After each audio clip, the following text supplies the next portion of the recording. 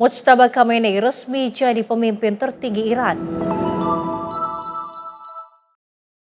Stok beras RI aman hingga 324 hari ke depan.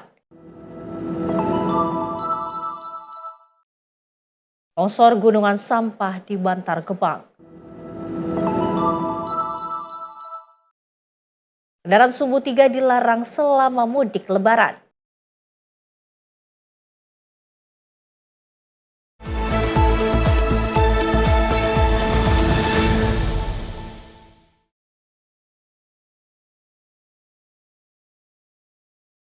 Halo, selamat pagi pemirsa Sinpo TV. Senang sekali rasanya kami kembali hadir menemani pagi hari Anda. Dan selain informasi utama tadi, kami juga telah menyiapkan sejumlah informasi menarik lainnya. Bersama saya Luis Ayu, inilah Menyapa Indonesia Pagi untuk Anda. Kita awali informasi yang pertama, pemirsa, sebuah perahu nelayan dengan bermuatan 2 orang dilaporkan mengalami mati mesin. Tepatnya di perairan Pulau Siumat, Kabupaten Simulue di Aceh. Beruntungnya kedua korban berhasil ditemukan nelayan yang melintas di lokasi kejadian. Selamat malam, Ansar, izin pimpinan melaporkan hari ini tanggal. Kedua korban atas nama Jumari 54 tahun dan Aldo 23 tahun. Keduanya merupakan nelayan yang berangkat melaut pada Kamis 5 Maret 2026 pukul 7.00 waktu Indonesia Barat di sekitaran Pulau Siumat. Pada Sabtu siang 7 Maret 2026, pihak keluarga menerima informasi bahwa kapal yang digunakan keduanya mengalami mati mesin, sehingga tidak dapat kembali ke daratan. Merespon hal tersebut, satu tim rescue Posar Simulue diberangkatkan untuk melakukan pencarian dan evakuasi. Kemudian pada pukul 19.05 waktu Indonesia Barat, kedua korban berhasil ditemukan nelayan yang melintas di lokasi kejadian. Korban tiba di dermaga Pertamina Simulue Timur bersama tim SAR gabungan dalam keadaan selamat. Tim redaksi Sinpo TV melaporkan. 20.25 tim SAR gabungan telah kembali ke dermaga dan berhasil. Peristiwa tragis terjadi di kawasan Tabing, Kota Padang, Sumatera Barat. 3 orang remaja tertabrak kereta api saat berada di atas rel menjelang waktu berbuka puasa. Kejadian ini terjadi di Jalan Profesor Dr. Hamka, tepatnya di seberang simpang lapangan PSTS Tabing, Kota Padang. Berdasarkan informasi warga, ketiga remaja ini diduga sedang duduk di atas rel kereta api sambil menunggu waktu berbuka puasa. Saat waktu maghrib hampir tiba, kereta api melaju menuju lokasi dengan kecepatan tinggi. Warga yang menyadari bahaya ini sempat berteriak untuk memperingatkan para remaja agar segera menjauh dari rel. Namun peringatan diduga tidak terdengar. Kereta api kemudian menabrak para korban dan menyeretnya hingga beberapa meter. Akibat kejadian ini, sejumlah korban mengalami luka serius. Setelah kejadian, warga sekitar segera memberikan pertolongan dan mengevakuasi para korban untuk mendapatkan penanganan medis. Peristiwa ini menjadi pengingat bagi masyarakat agar tidak melakukan aktivitas di area rel kereta api karena sangat berbahaya dan dapat mengancam keselamatan jiwa. Bagus Maulana, tim redaksi Sinpo TV. Pemirsa, seorang karyawati tewas di kawasan wisata Pakang Beach, Kabupaten Tojo Una-Una, Sulawesi Tengah, tepatnya pada Sabtu 7 Maret 2026 pagi. Korban tewas mengenaskan usai diserang menggunakan senjata tajam oleh rekan kerjanya sendiri.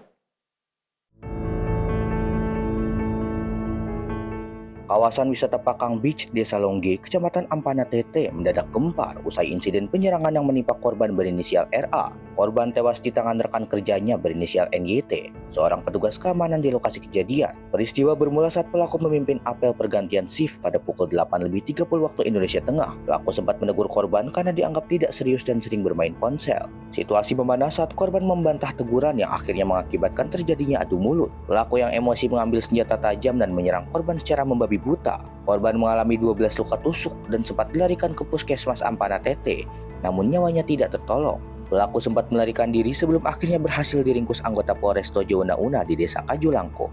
Saat ini pelaku telah diamankan, sementara barang bukti senjata tajam telah disita petugas. Zata Yumni, tim redaksi Sinpo TV, melaporkan.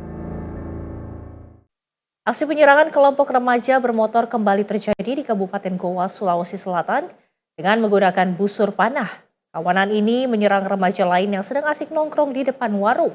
Akibatnya seorang korban mengalami luka tajam di bagian tangan. Meski 4 pelaku masih buron, namun 2 orang diantaranya berhasil diamankan petugas.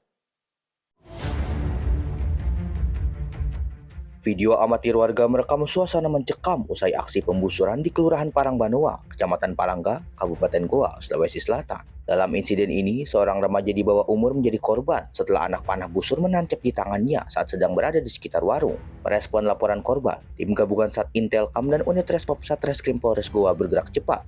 Hasilnya, dua pelaku berinisial MF dan AR yang masih berusia 17 tahun berhasil dibekuk. Petugas kini masih memburu 4 pelaku lainnya, yakni SU, GA, AL, dan FA yang identitasnya sudah dikantongi. Dari tangan pelaku, polisi menemukan sejumlah barang bukti berupa anak busur dan pelontarnya yang sempat disembunyikan di dalam saluran air. Motif penyerangan diduga kuat karena balas dendam lantaran pelaku tidak terima rekannya pernah dipukul oleh kelompok korban. Namun dalam aksinya, para pelaku disinyalir mencari korban secara acak saat melakukan konvoi. Aksi pembusuran yang sempat viral beberapa waktu lalu, tepatnya di Kecamatan Palangga. Gabungan dari unit Resmob Satreskrim Polres Goa dan unit Kamnek Sat Intelkam Polres Goa berhasil mengamankan 2 terduga pelaku dalam aksi pembusuran, yang mana dari kedua pelaku tersebut saat ini sudah kami tetapkan sebagai tersangka.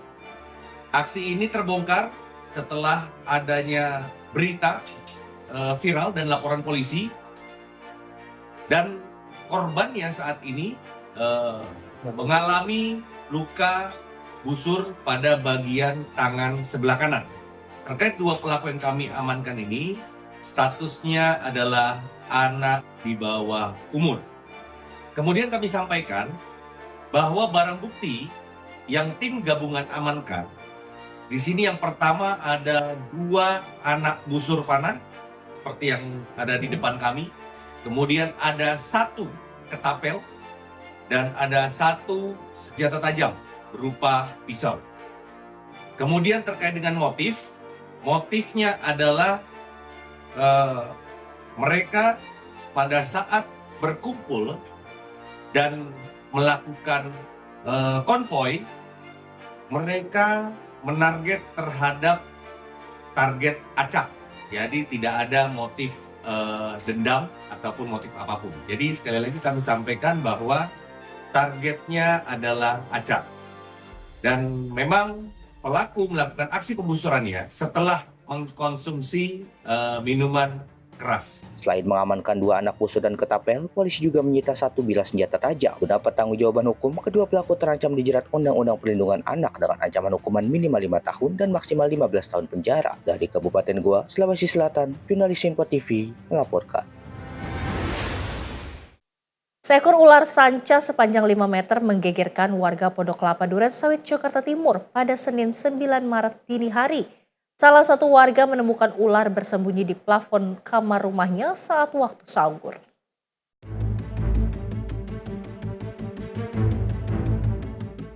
Warga salah satu rumah di Jalan Kelapa Sawit Raya, Pondok Kelapa dikejutkan dengan seekor ular sanca yang bersarang di plafon kamar rumahnya pada Senin 9 Maret 2026 dini hari pada waktu sahur.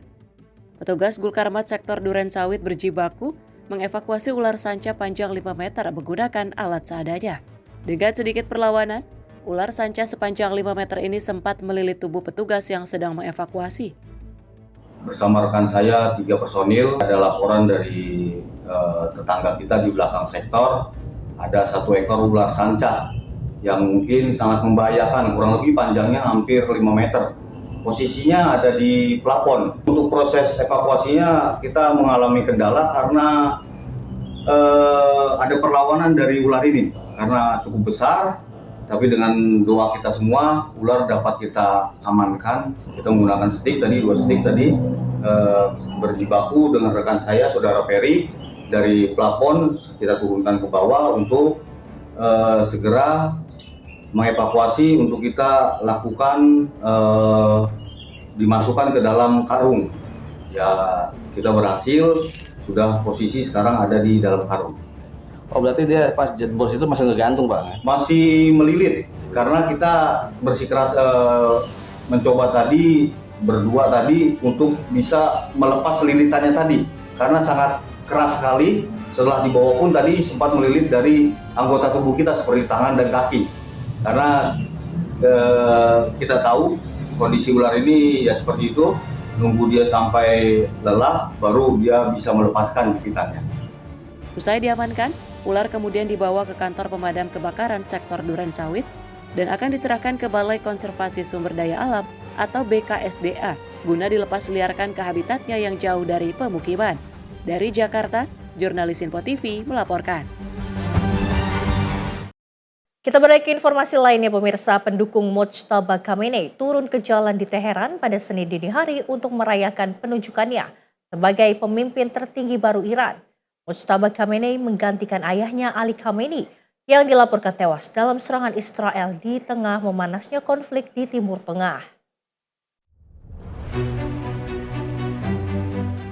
Rekaman video menunjukkan sejumlah pendukung rezim Khamenei berkumpul di jalan-jalan ibu kota sambil mengibarkan bendera dan meneriakkan dukungan terhadap kepemimpinan baru Iran. Suasana perayaan terlihat di sejumlah titik di Teheran dengan massa yang menyatakan harapan agar kepemimpinan baru dapat membawa stabilitas bagi negara di tengah situasi politik dan keamanan yang masih dinamis. Mojtaba Khamenei telah lama disebut-sebut sebagai salah satu kandidat kuat untuk menggantikan ayahnya sebagai pemimpin tertinggi Iran. Namanya sering muncul dalam berbagai spekulasi politik terkait suksesi kepemimpinan di Iran.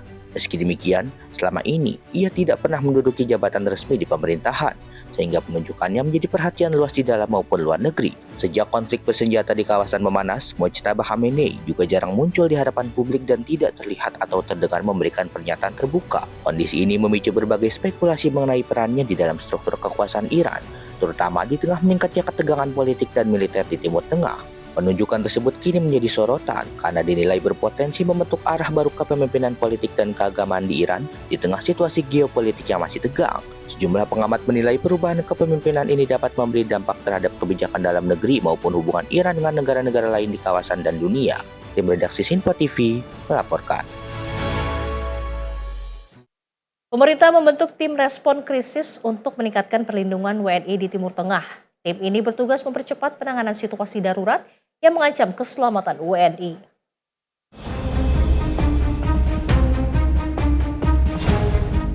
Kementerian Luar Negeri membentuk tim respons krisis untuk meningkatkan perlindungan bagi warga negara Indonesia yang berada di kawasan Timur Tengah. Langkah ini diambil menyusul meningkatnya tensi geopolitik di wilayah tersebut. Pelaksana tugas Direktur Perlindungan WNI Kemlu, Henny Hamida, mengatakan tim tersebut bertugas memantau perkembangan situasi konflik secara intensif agar pemerintah dapat bergerak cepat jika kondisi keamanan memburuk. Perwakilan RI di negara terdampak juga terus berkoordinasi dengan komunitas WNI dan rutin melaporkan perkembangan situasi ke kantor pusat di Jakarta. Pertama, membentuk crisis response team dan meningkatkan komunikasi intensif setiap harinya antara Kemlu Pusat dengan perwakilan terdampak di kawasan untuk mendapatkan update kondisi real situasi keamanan di lapangan dan kondisi serta keberadaan para WNI. Kita tidak henti-henti menyampaikan himbauan kewaspadaan kepada para WNI di wilayah akreditasi di masing-masing perwakilan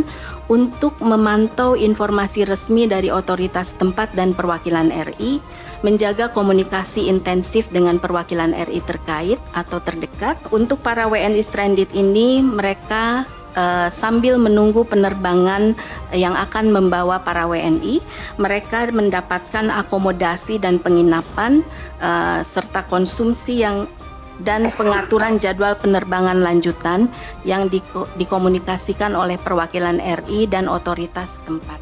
Selain itu, pemerintah memperbarui data sebaran WNI serta menyiapkan rencana kontingensi, termasuk opsi evakuasi jika diperlukan. Kemlu juga memantau operasional bandara dan penerbangan di wilayah terdampak untuk mengantisipasi WNI yang mengalami kendala perjalanan akibat pembatasan atau penutupan ruang udara. Tim redaksi Simpo TV melaporkan.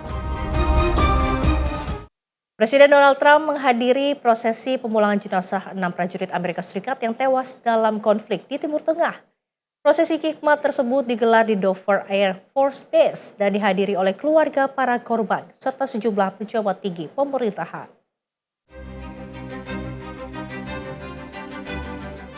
Upacara yang dikenal sebagai Dignity Transfer merupakan tradisi militer Amerika Serikat untuk memulangkan jenazah prajurit yang gugur dalam tugasnya. Dalam prosesi tersebut, peti mati yang dibungkus bendera Amerika diturunkan dari pesawat militer dan dibawa ke kendaraan khusus untuk dibawa ke fasilitas mortuari militer. Presiden Donald Trump terlihat memberikan salam hormat saat setiap peti mati para prajurit AS diturunkan dari pesawat. Sementara para keluarga korban menyaksikan prosesi tersebut dalam suasana hening dan penuh duka. 6 prajurit cadangan Angkatan Darat Amerika tersebut dilaporkan tewas dalam serangan drone yang menargetkan sebuah pusat komando militer di wilayah Kuwait. Para prajurit itu merupakan bagian dari unit logistik militer yang bertugas menyediakan pasokan penting seperti makanan, bahan bakar, air, dan peralatan bagi pasukan Amerika di kawasan. Pemerintah Amerika Serikat menyatakan para prajurit tersebut gugur saat menjalankan misi untuk melindungi rekan-rekan mereka dan menjaga keamanan negara.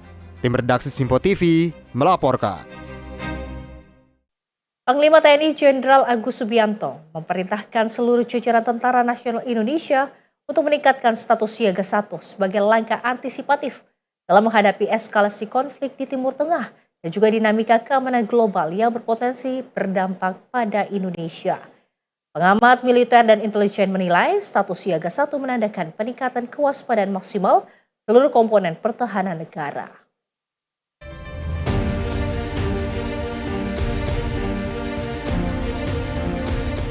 Panglima TNI Jenderal Agus Subianto memerintahkan jajarannya untuk siaga tingkat 1 sebagai langkah antisipasi perkembangan situasi di dalam negeri akibat konflik di kawasan Timur Tengah. Perintah tersebut tertuang dalam telegram Panglima TNI nomor TR-283-2026. Surat ini diteken Asisten Operasi Panglima TNI Letjen Bobi Rinal Mahmud pada 1 Maret 2026. Pengamat militer dan intelijen Dr. John N. Palinggi menilai status siaga 1 menandakan peningkatan kewaspadaan maksimal seluruh komponen pertahanan negara. Di lingkungan TNI ditingkatkan status siaga 1. Nah, siaga 1 artinya kewaspadaan yang tinggi. Eskalasi atau peningkatan perang di Timur Tengah itu ini sangat mengkhawatirkan. Tidak hanya kita di Indonesia tapi seluruh dunia. Dampak-dampak negatif maupun masalah yang ditimbulkan itu akan kita rasakan dari sudut keamanan maupun dari sudut ekonomi.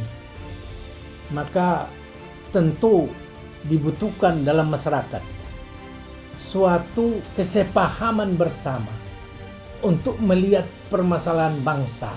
Jadi Bapak Presiden itu sudah melihat bahwa ini perlu campur tangan TNI di berbagai aspek-aspek ini supaya siaga 1. Jadi tidak ada lagi. Nah, kepada masyarakat upayakan tidak melakukan hal-hal yang bisa terjadi salah paham satu dengan yang lain. Karena sekarang saatnya bukan waktunya kita untuk menghina-hina, saling fitnah, saling seperti orang yang pintar sendiri padahal tidak tahu.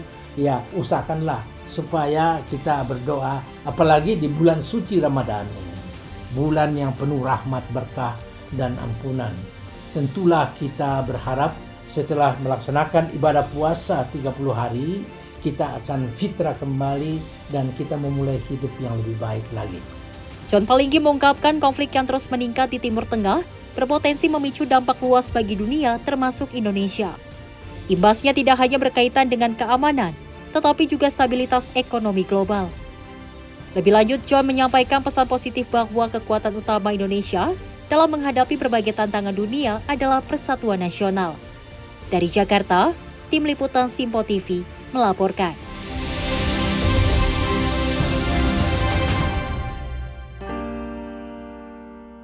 Informasi lainnya pemirsa, untuk menyalurkan energi positif remaja selama bulan Ramadan, Polres Metro Jakarta Barat menggelar lomba balap lari atau night run di kawasan Air Petra Kalijodo, Tambora, Jakarta Barat. Di mana kegiatan ini menjadi upaya pihak kepolisian dalam menekan angka kenakalan remaja seperti tawuran dan juga balap liar di wilayah tersebut.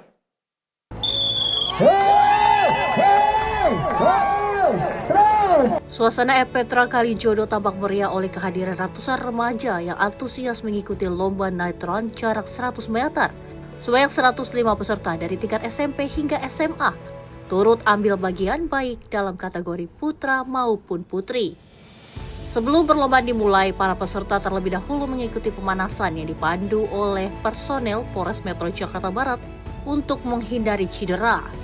Kapolres Metro Jakarta Barat Kombes Pol Tuedi Aditya Benayadi yang membuka langsung acara ini menyatakan bahwa kegiatan ini bertujuan untuk menciptakan sistem pengamanan atau cooling system melalui aktivitas positif di ruang publik.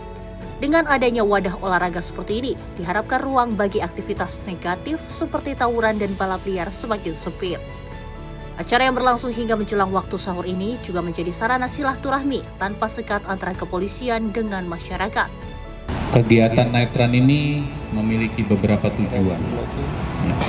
Yang pertama, supaya badan tetap bugar, karena di pagi hari kan puasa. Ya, ada kemungkinan pada saat puasa banyak yang mungkin masih sekolah, kemudian istirahat sambil menunggu buka puasa. Kalau mau olahraga takutnya batal, ya gitu ya. Makanya kita dari Polres, kemudian Polsek memiliki gagasan untuk melaksanakan lomba lari, olahraga lari di malam hari ini untuk tetap menjaga kesehatan dan kebugaran adik-adik semua. Luar biasa ya. Makanya sambil silaturahmi ya. Anak-anak muda antar kecamatan. Nah, anak-anak muda antar kecamatan saling kenal, saling silaturahmi. Tidak ada nanti yang ya boleh tepuk-tepuk tangan, boleh silahkan semuanya. Tapi mudah-mudahan tidak ada yang ejek-ejekan, nanti takutnya tersinggung. Malam hari ini kita malam yang bahagia, ya. Malam yang bahagia, saya harap semuanya juga nanti olahraganya dengan bahagia. Tidak ada yang ketersinggungan satu sama lain.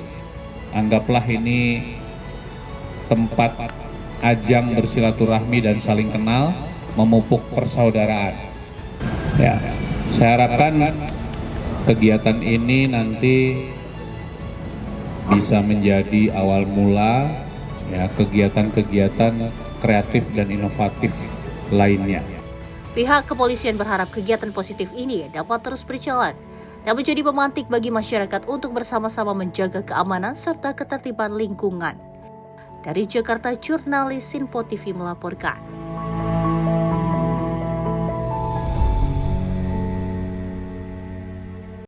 PT Kereta Api Indonesia Daob 1 Jakarta menyiapkan lebih dari 1 juta tempat duduk untuk menghadapi angkutan mudik Lebaran 2026. Sejumlah persiapan terus dilakukan termasuk di Stasiun Pasar Senen yang menjadi salah satu titik keberangkatan utama para pemudik.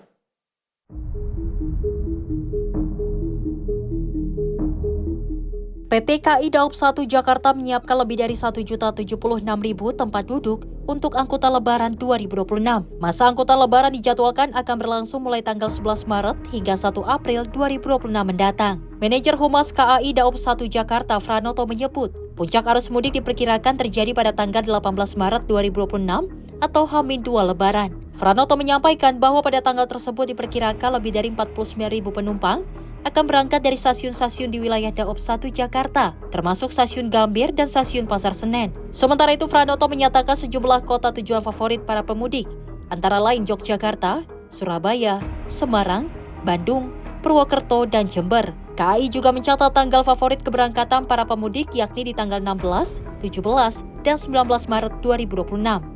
Untuk angkutan Lebaran ya, angkutan Lebaran dari tanggal 11 Maret sampai dengan 1 April 2026, KAI Daob 1 Jakarta menyiapkan 1.076.000 lebih tempat duduk. Dan sampai dengan update hari ini baru terserap sekitar 59% atau di angka 633.000 lebih tiket. Puncaknya kapan, Pak? Puncaknya untuk angka tertinggi ya. Angka tertinggi itu kita ada di tanggal 18 Maret. atau H-2 ya. H-2 itu 49.000 lebih penumpang akan berangkat dari stasiun-stasiun di wilayah 21 Jakarta ke berbagai kota di Pulau Jawa dengan kota favorit ya atau tujuan favorit seperti Yogyakarta, Surabaya, Semarang, Bandung, Purwokerto, dan Jember. Dan juga tanggal favorit lainnya tanggal 19, tanggal 17, dan tanggal 16. Dari Jakarta, Jihan Nabila, Mutia, Arsya, Simpo TV melaporkan. Polda Metro Jaya bersiap mengamankan arus mudik Lebaran 2026. Ribuan personel diterjunkan dalam operasi Ketupat Jaya 2026 untuk memastikan kelancaran dan keamanan arus mudik serta arus balik Hari Raya Idul Fitri.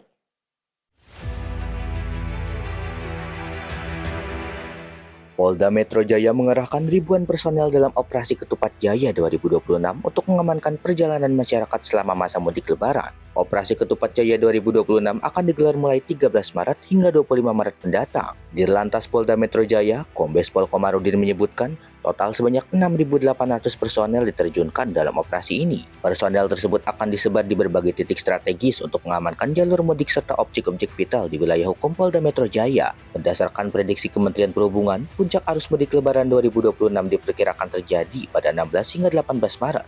Sementara itu, Jakarta menjadi kota kedua dengan jumlah pemudik terbanyak di Indonesia. Untuk mendukung kelancaran dan keamanan operasi, Polda Metro Jaya akan mendirikan 101 pos yang terdiri dari pos pelayanan, pos pengamanan, dan pos pemantauan di berbagai titik strategis.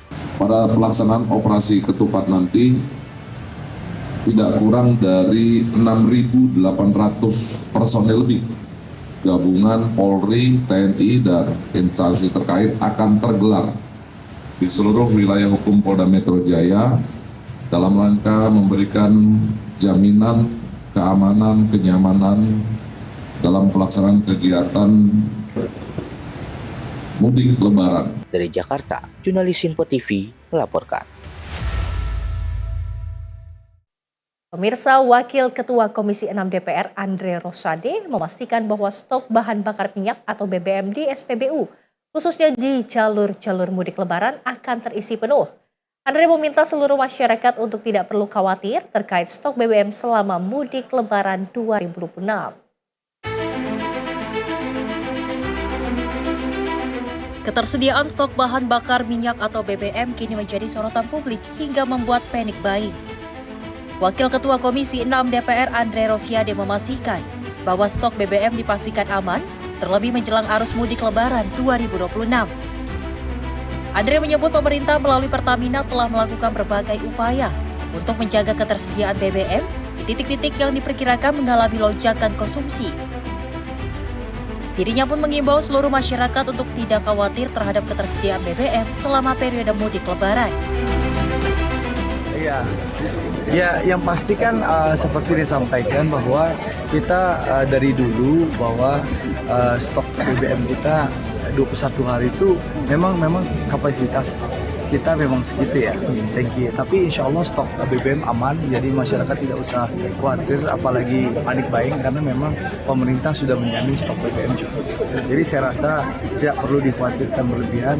Pemerintah melalui Pertamina dan Kementerian SDM sudah punya berbagai skenario untuk memastikan stok BBM kita aman. Jadi report pihak terkait ke Komisi 6 bahwa ada jaminan sampai Lebaran aman ya? Aman. Jadi kami sudah mendapatkan laporan dari Pertamina stok kita aman. Ya, bukan hanya sampai Lebaran, sampai setelah Lebaran pun aman. Dari Jakarta, Farizal, Dava Rizkiano, Simpo TV melaporkan. Pemirsa, Panglima TNI pimpin HUT ke-65 Kostrad. Informasinya usai jeda berikut ini.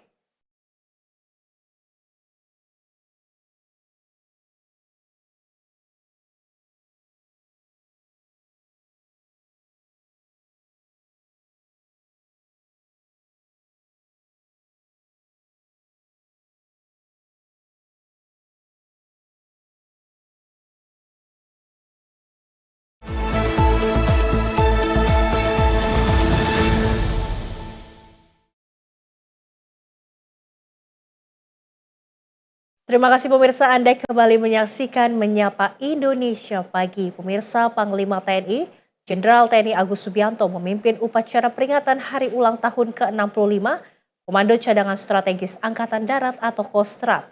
Upacara digelar di Markas Divisi Infanteri 1 Kostrad, Cilodong, Jawa Barat.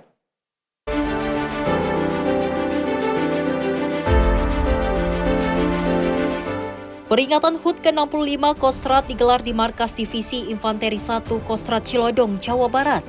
Upacara dipimpin langsung Panglima TNI Jenderal TNI Agus Subianto dan dihadiri sejumlah pimpinan TNI, termasuk Wakil Panglima TNI, Kepala Staf Angkatan Darat, serta para purnawirawan Kostrad.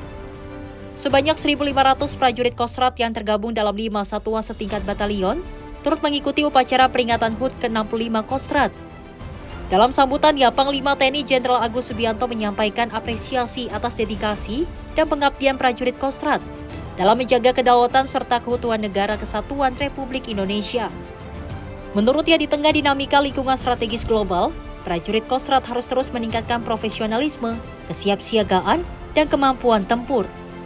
Hal tersebut dinilai penting untuk menghadapi berbagai potensi ancaman, termasuk konflik global dan perang hibrida.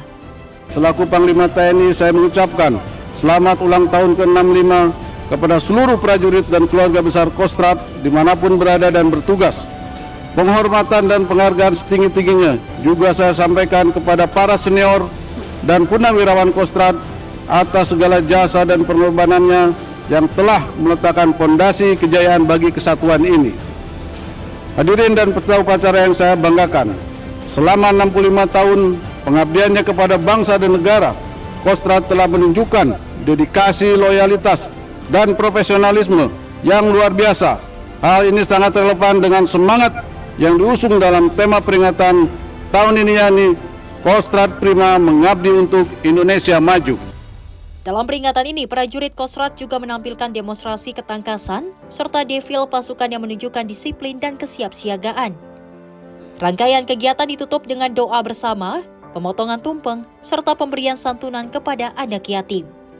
Jihan Nabila, Simpo TV, melaporkan.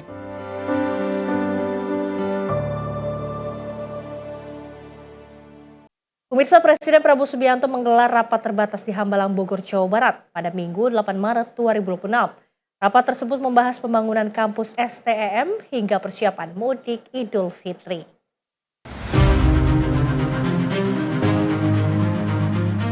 Presiden Prabowo Subianto menggelar sejumlah rapat terbatas bersama para Menteri Kabinet Merah Putih di kediaman pribadinya di Hambalang, Bogor, Jawa Barat pada Minggu 8 Maret 2026. Rapat yang berlangsung sejak siang hingga malam itu membahas berbagai agenda strategis nasional maupun internasional. Salah satu topik utama yang dibahas adalah rencana pembangunan 10 kampus baru yang difokuskan pada penguatan pendidikan di bidang sains, teknologi, engineering, and mathematics, serta pengembangan pendidikan kedokteran. Pemerintah juga menyoroti upaya peningkatan mutu pendidikan tinggi agar mampu bersaing secara global melalui kerjasama dengan berbagai universitas terkemuka dunia. Selain isu pendidikan, rapat juga menyinggung dinamika geopolitik global, khususnya perkembangan di kawasan Timur Tengah, serta program pendidikan bagi mahasiswa asal Palestina yang dijalankan melalui Universitas Pertahanan sejak 2022. Di sisi lain, pemerintah turut membahas kesiapan menghadapi arus mudik menjelang Idul Fitri 1447 Hijriah guna memastikan keamanan dan kelancaran perjalanan masyarakat. Tim redaksi Simpo TV melaporkan.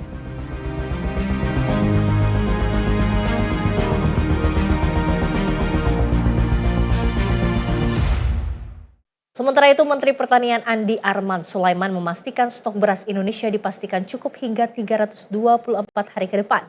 Kondisi ini tetap aman meski tantangan geopolitik global meningkat.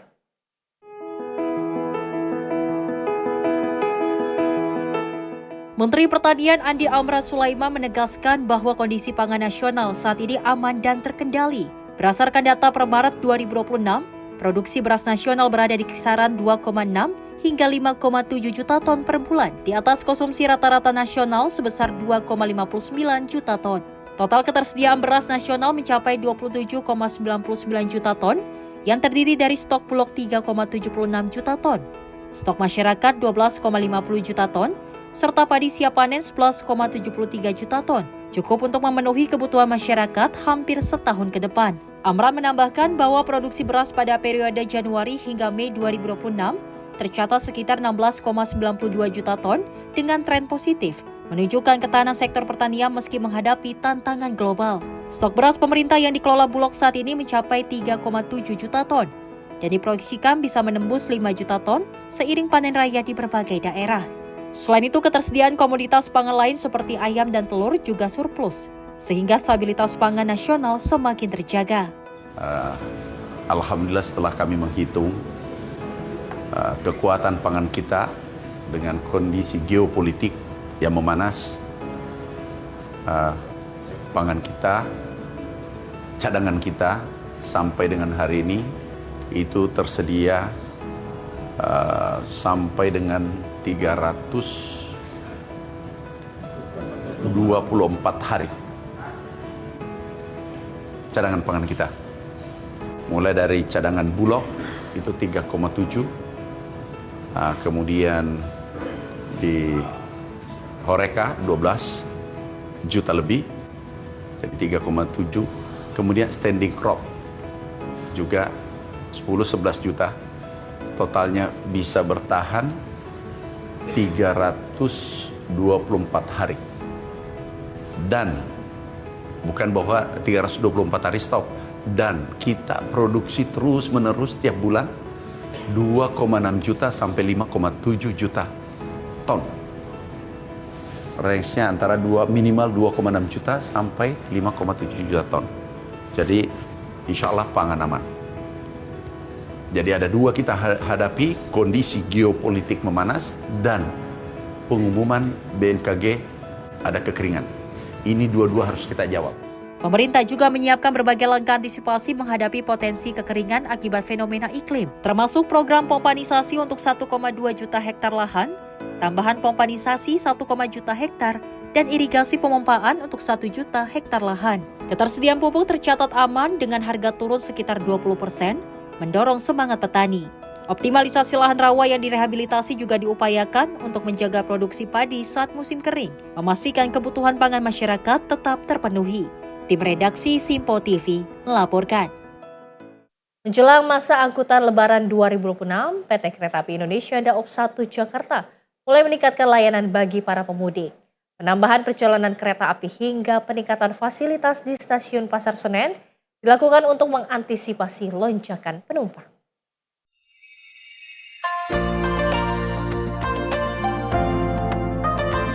Ya baik, pemirsa Simpo TV, menjelang libur Lebaran atau mudik Lebaran tahun 2026 yang diperkirakan akan jatuh pada tanggal 20 Maret mendatang, memang dari PT Kereta Api Indonesia atau Daob 1 Jakarta ini juga telah menyiapkan ataupun berbagai persiapan telah dilakukan di stasiun Pasar Senen Jakarta. Di mana kalau dapat saya sampaikan bahwa masa angkutan Lebaran ini diperkirakan akan terjadi pada tanggal 11 Maret hingga pada tanggal 1 April 2026. Dan memang selama periode tersebut ini PT Kereta Api Indonesia juga telah menyiapkan lebih dari 1 juta kursi untuk perjalanan kereta api jarak jauh baik dari stasiun Gambir maupun dari stasiun Pasar Senen Jakarta. Dan memang berdasarkan informasi ataupun data yang kami dapatkan dari tanggal ataupun per tanggal 9 Maret 2026 ini sudah tercatat sebanyak 633.000 tiket yang telah terjual atau dipesan dari total kapasitas 1.076.000 tempat duduk dengan tingkat keterisian ini telah mencapai sekitar 59%. Dan memang untuk periode penjualan tiket sendiri ini diperkirakan tertinggi akan terjadi pada mudik Lebaran atau pada pra-Lebaran, yakni pada tanggal 11 hingga 20 Maret 2026 mendatang. Adapun untuk akomodasi lonjakan dari para penumpang sendiri, PT Kereta Api Indonesia juga telah menambahkan perjalanan kereta api jarak jauh selama masa angkutan Lebaran yang tadi saya katakan pada tanggal 11 hingga 20 Maret 2026. Dan Tadi kalau kami berbincang dengan manajer Humas Daob 1 Jakarta Pranoto, ini menyampaikan bahwa setiap harinya akan dioperasikan kurang lebih ada 68 perjalanan kereta api reguler jarak jauh serta tambahan kereta api lebaran sebanyak 12 perjalanan dari stasiun Gambir dan 7 perjalanan dari stasiun Pasar Senen Jakarta. Dan kalau memang untuk tujuan destinasi favorit dari para masyarakat ataupun mudik kali ini, Lebaran tahun ini akan terjadi ke Yogyakarta, kemudian Semarang, Bandung hingga ke Purwokerto. Dan memang kemudian juga selain itu ada juga penambahan perjalanan kereta api. Selain penambahan perjalanan kereta api, berbagai fasilitas juga disiapkan di Stasiun Pasar Senen Jakarta untuk menunjang kenyamanan dari para pemudik. Ini diantaranya ada berbagai fasilitas seperti ruang tunggu para penumpang, kemudian layanan informasi dari para petugas. Ada juga pos kesehatan yang memang disediakan untuk para penumpang yang akan berangkat dari Stasiun Pasar Senen, kemudian juga penambahan petugas untuk membantu kelancaran dari arus mudik selama masa angkutan Lebaran.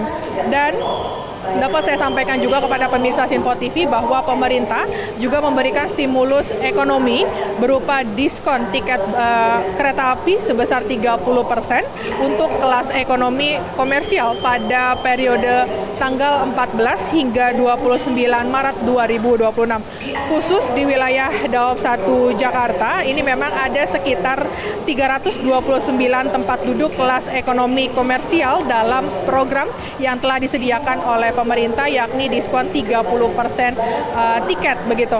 Dan memang tadi juga dari manajer Humas Daob 1 Jakarta Pranoto memang mengimbau kepada para calon pemudik untuk melakukan pemesanan tiket lebih awal, yakni melalui kanal resmi yang telah disediakan, yakni KAI Akses ataupun melalui mitra-mitra yang memang bekerja sama dengan Kereta Api Indonesia Jakarta. Selain itu, memang PT KAI Indonesia juga mengimbau kepada para penumpang untuk datang lebih awal sebelum jadwal keberangkatan serta memastikan data tiket kemudian identitas ini sesuai agar proses boarding pas nanti ini berjalan dengan aman dan juga lancar.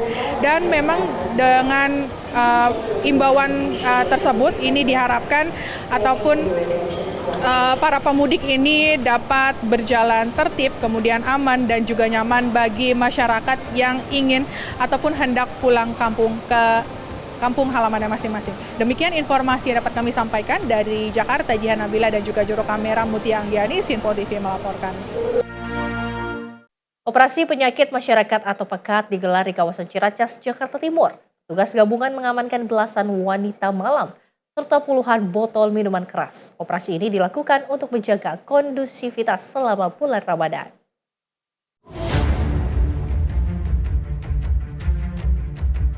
Personel gabungan dari pemerintah Kota Jakarta Timur, Satuan Polisi Pamung Praja, TNI Polri, Dinas Perhubungan, serta Dinas Sosial menggelar operasi penyakit masyarakat di wilayah Kecamatan Ciracas, Jakarta Timur, Jumat malam. Operasi yang menyasar sejumlah titik yang diduga menjadi lokasi aktivitas prostitusi dan peredaran minuman keras, terutama di sekitar kawasan Ciracas. Dalam operasi tersebut, petugas mengamankan sekitar 10 wanita yang diduga pekerja seks komersial, serta 2 pria yang diduga pengguna jasa. Selain itu, petugas juga menyita 29 botol minuman keras dari berbagai jenis. Camat Ciracas Panangaran Ritonga menyatakan, operasi pekat ini dilakukan untuk menciptakan kondisi yang kondusif selama bulan Ramadan, agar masyarakat dapat menjalankan ibadah dengan nyaman tanpa gangguan. Operasi ini juga menindaklanjuti keluhan masyarakat di media sosial yang menyoroti masih maraknya aktivitas prostitusi dan peredaran minuman keras di sekitar Gor Ciracas meski telah memasuki bulan suci Ramadan.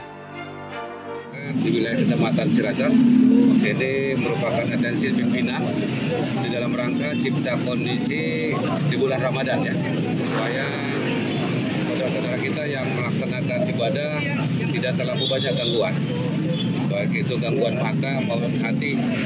Karena kemarin juga sempat naik di media sosial bahwa kegiatan bulan Ramadan ini kelihatannya penyakit masyarakat di wilayah sekitar Gor Ciracas ini masih beraktivitas seperti biasa. Jadi memang perlu kita lakukan kegiatan efek jerah supaya mereka juga menghormati saudara kita yang melaksanakan ibadah. Hasilnya apa, Jum? Saya kira tadi hari ini ada 7 orang yang kita jaring, 6 perempuan, 1 laki-laki, kemudian 8, 7 perempuan, 1 orang laki-laki. Juga ada miras, usia sekitar 15 kerat. Mungkin segera akan kita bawa ke panti sosial untuk kita serahkan untuk penanganan lebih lanjut. Pada tempat ini kan wilayah ini kan sering dilakukan tempat hiburan malam, selanjutnya akan ditutup atau apa? Bisa dijelaskan nggak?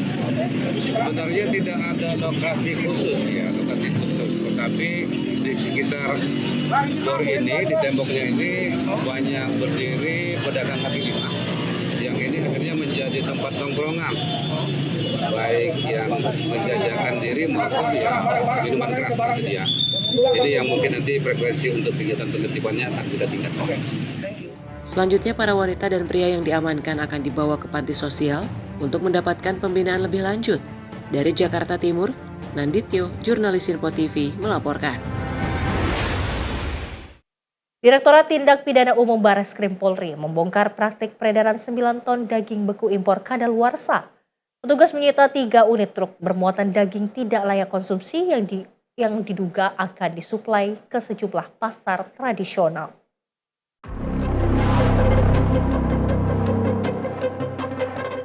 Tim Resmob Bareskrim Polri melakukan penindakan terhadap distribusi daging beku impor yang telah melewati masa kadaluarsa. Petugas berhasil menghadang 3 unit truk di kawasan Jakarta yang mengangkut daging impor dengan total berat mencapai 9 ton. Polisi juga mengamankan sejumlah terduga pelaku yang terlibat dalam rantai distribusi ilegal tersebut. Saya, Kanit 1 Satreskrim Bareskrim Polri, AKBP Hari Asar.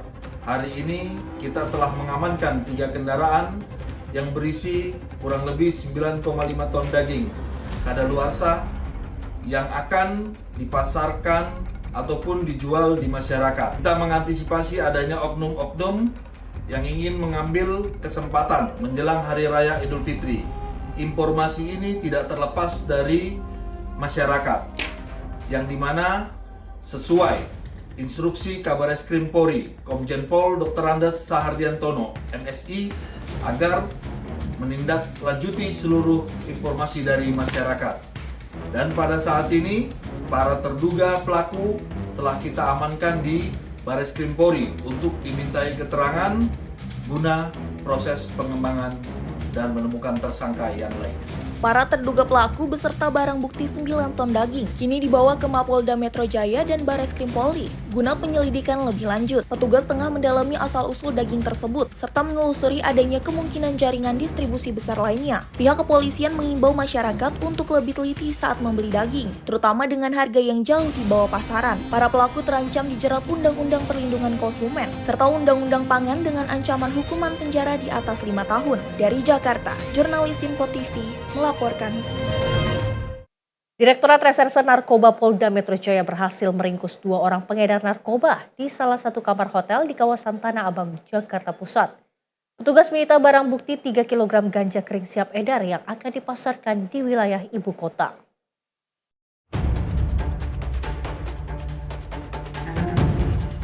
Inilah rekaman detik-detik saat anggota Unit 5 Subdit 3 di Tres Narkoba Polda Metro Jaya mengerebek salah satu hotel di kawasan Tanah Abang, Jakarta Pusat. 2 orang pria berinisial B dan T tak berkutik saat petugas mempergoki mereka di dalam kamar yang diduga kuat menjadi lokasi transaksi. Petugas langsung menggeledah seluruh sudut ruangan dan menemukan 3 bungkus besar lakban coklat berisi narkotika jenis ganja seberat 3.042 gram. Kembali mengamankan 2 orang tersangka berinisial B dan T di wilayah Tanah Abang, Jakarta Pusat dengan barang bukti 3 kg ganja. Kemudian tersangka dan barang bukti dibawa ke Direktorat Narkoba Polda Metro Jaya guna penyidikan lebih lanjut. Selanjutnya pesan buat masyarakat agar menjauhi narkoba karena membahayakan dan merugikan bagi penerus bangsa. Kedua tersangka beserta barang bukti 3 kg ganja digelandang ke Mapolda Metro Jaya. Polisi kini tengah memburu pemasok utama narkoba. Atas perbuatannya, kedua tersangka dijerat dengan Undang-Undang Nomor 35 Tahun 2009 tentang narkotika dengan ancaman maksimal hukuman mati atau penjara seumur hidup. Dari Jakarta, jurnalis Info TV melaporkan. Seorang pemilik rumah di kota Palembang, Sumatera Selatan tewas terbakar pada Minggu 8 Maret 2026 dini hari. Korban tewas akibat terperangkap api di dalam rumahnya yang terbakar.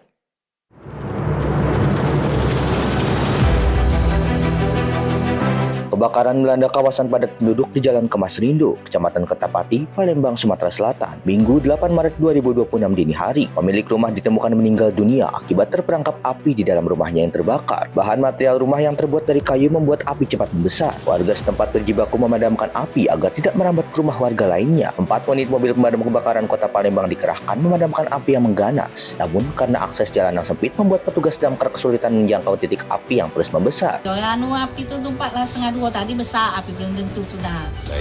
Dari kamar Rio tuh langsung tengah sini. Apa dia tak tolong budak langsung metel pintu depan tuh. Dia udah nak marah, mondo. Ada berapa dalam rumah itu? Dia dewean, yang meninggal itulah. Yang meninggal itu. Dewean. Selama ini dia tinggal dewean, Be? Dewean. Lah jalan 4 bulan ini dia dewean. Memang agak sakit, cuman masih pacak berjalan. Jalan tuh agak lambat. Gawe apa dia sehari-hari? Kata gawe. Sejak dia berhenti bergawe pensiun itu kan tidak bergawe lagi. Penyebab kebakaran kita belum tahu, Belum tahu apa dia penyebab kebakaran. Kapolsek Kertapati Palembang mengatakan asal api diduga dipicu arus pendek listrik. Untuk korban ada satu orang laki-laki berusia 52 tahun. Untuk kronologi pada saat terjadi kebakaran itu masyarakat sekitar mendengar teriakan dari warga seberang. Jadi begitu melihat situasi api sudah membesar dari wilayah belakang rumah atau wilayah dapur. Selang 1 jam, api baru bisa dipadamkan. Sementara jenazah korban dibawa ke kamar jenazah Rumah Sakit Palembang Bari. Dari Palembang, Sumatera Selatan, jurnalis Info TV melaporkan. Sementara itu, sebuah kamar kos yang dihuni seorang tenaga medis di Jalan Mangga Besar 13 Sawah Besar, Jakarta Pusat dibobol pelaku pencurian di siang bolong. Tidak hanya komputer jinjing dan sebuah ponsel berharga, belasan juta rupiah, pelaku juga membawa kabur 1 toples kue nastar yang baru saja dibeli korban untuk lebaran nanti.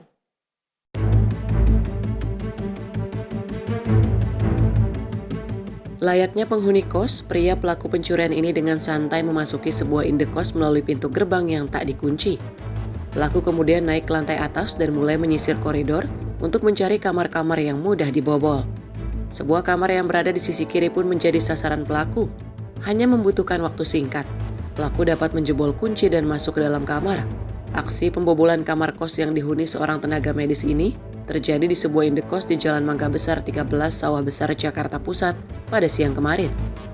Pelaku beraksi seorang diri dengan memanfaatkan sepinya situasi saat para penghuni tengah bekerja. Selain sebuah komputer jinjing dan ponsel seharga belasan juta rupiah, pelaku juga membawa kabur setoples kue nastar yang baru saja dibeli korban untuk lebaran nanti. Berkaitan dengan kejadian yang di Mangga Besar 13, korban berinisial ER yang mana korban mengalami kerugian akibat pencurian tersebut berupa 1 buah handphone, kemudian 1 unit laptop beserta dengan kue nastar. Saudari ER juga sudah membuat laporan ke Polsek Sawah Besar. Jadi kami tindak lanjut, teman-teman di lapangan juga sampai hari ini masih melakukan penyelidikan. Ya, harapan kami mudah-mudahan pelaku segera ditangkap. Kue nastar lebarannya juga ikut dicuri? Betul. Info yang saya dapatkan, kue nastar dari CCTV juga kita terlihat, kue nastarnya juga ikut dicuri oleh pelaku. Pelaku berapa orang, Pak? Pelaku yang sementara teridentifikasi dari CCTV baru 1 orang. Berbekal laporan resmi dari korban, aparat Reskrim Polsek Sawah Besar telah melakukan olah TKP dan meminta keterangan dari sejumlah penghuni. Pelaku yang telah dikantongi identitasnya itu pun kini tengah dikejar petugas. Dari Jakarta Pusat, Reswanto Ahmad melaporkan. Pemirsa, proses evakuasi belasan warga yang terjebak banjir. Informasinya usai jeda berikut ini.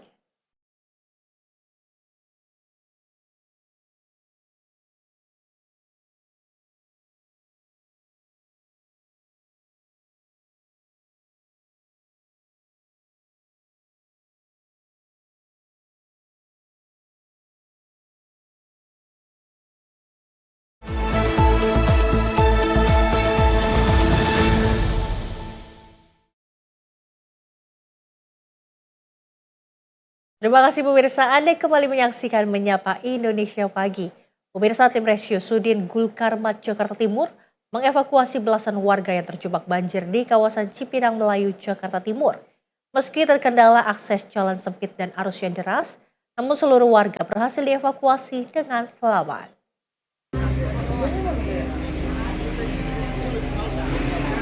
Proses evakuasi warga terdampak banjir di kawasan Cipinang Melayu, Jakarta Timur dilakukan tim rescue Sudin Gulkarmat, Jakarta Timur. Sebanyak 12 warga yang terjebak banjir berhasil dievakuasi oleh petugas. Kepala Regu Tim Rescue Gulkarmat, Jakarta Timur, Andi, menyebutkan proses evakuasi sempat terkendala akses menuju lokasi yang sempit serta harus menyeberangi kali dengan arus cukup deras. Petugas pun harus menyerahkan sejumlah peralatan untuk menjangkau lokasi warga. Dalam proses evakuasi, petugas menggunakan perahu karet serta berbagai peralatan penunjang lainnya untuk mencapai titik evakuasi. Dari belasan warga yang dievakuasi, 2 diantaranya merupakan bayi. Ya, untuk hari ini kita ada panggilan pengevakuasian sekitar 12 orang di daerah Cipinang Muara, yang alhamdulillah semua terevakuasi dengan baik. Alhamdulillah warga sudah banyak yang terselamatkan. Untuk akses jalannya untuk cukup sempit dan menyeberangi kali. Pada saat itu juga tim kita mengeluarkan peralatan cukup banyak, untuk perahu karet cukup 1 dan peralatan gate line-nya untuk tali gate line-nya ke arah TKP untuk evakuasi bayi. 2 orang evakuasi bayi dan akhirnya tetap terselamatkan dengan baik. Cukup deras. Harus cukup deras. Alhamdulillah terevakuasi dengan baik. Meski dihadapkan pada kondisi arus yang cukup deras, seluruh warga berhasil dievakuasi dalam kondisi selamat. Proses evakuasi ini melibatkan 8 personel tim rescue Gulkarmat, Jakarta Timur. Dari Jakarta Timur, Nandio, jurnalis Sinpo TV, melaporkan.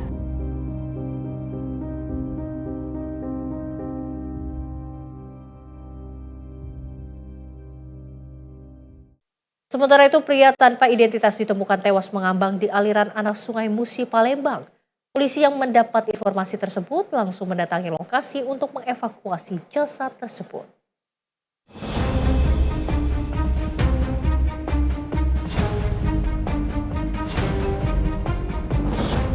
Sesosok mayat pria tanpa identitas ditemukan mengambang di aliran anak sungai yang berada di Jalan Gubernur Haji Pastari, Jakabaring Bowling Center, Palembang.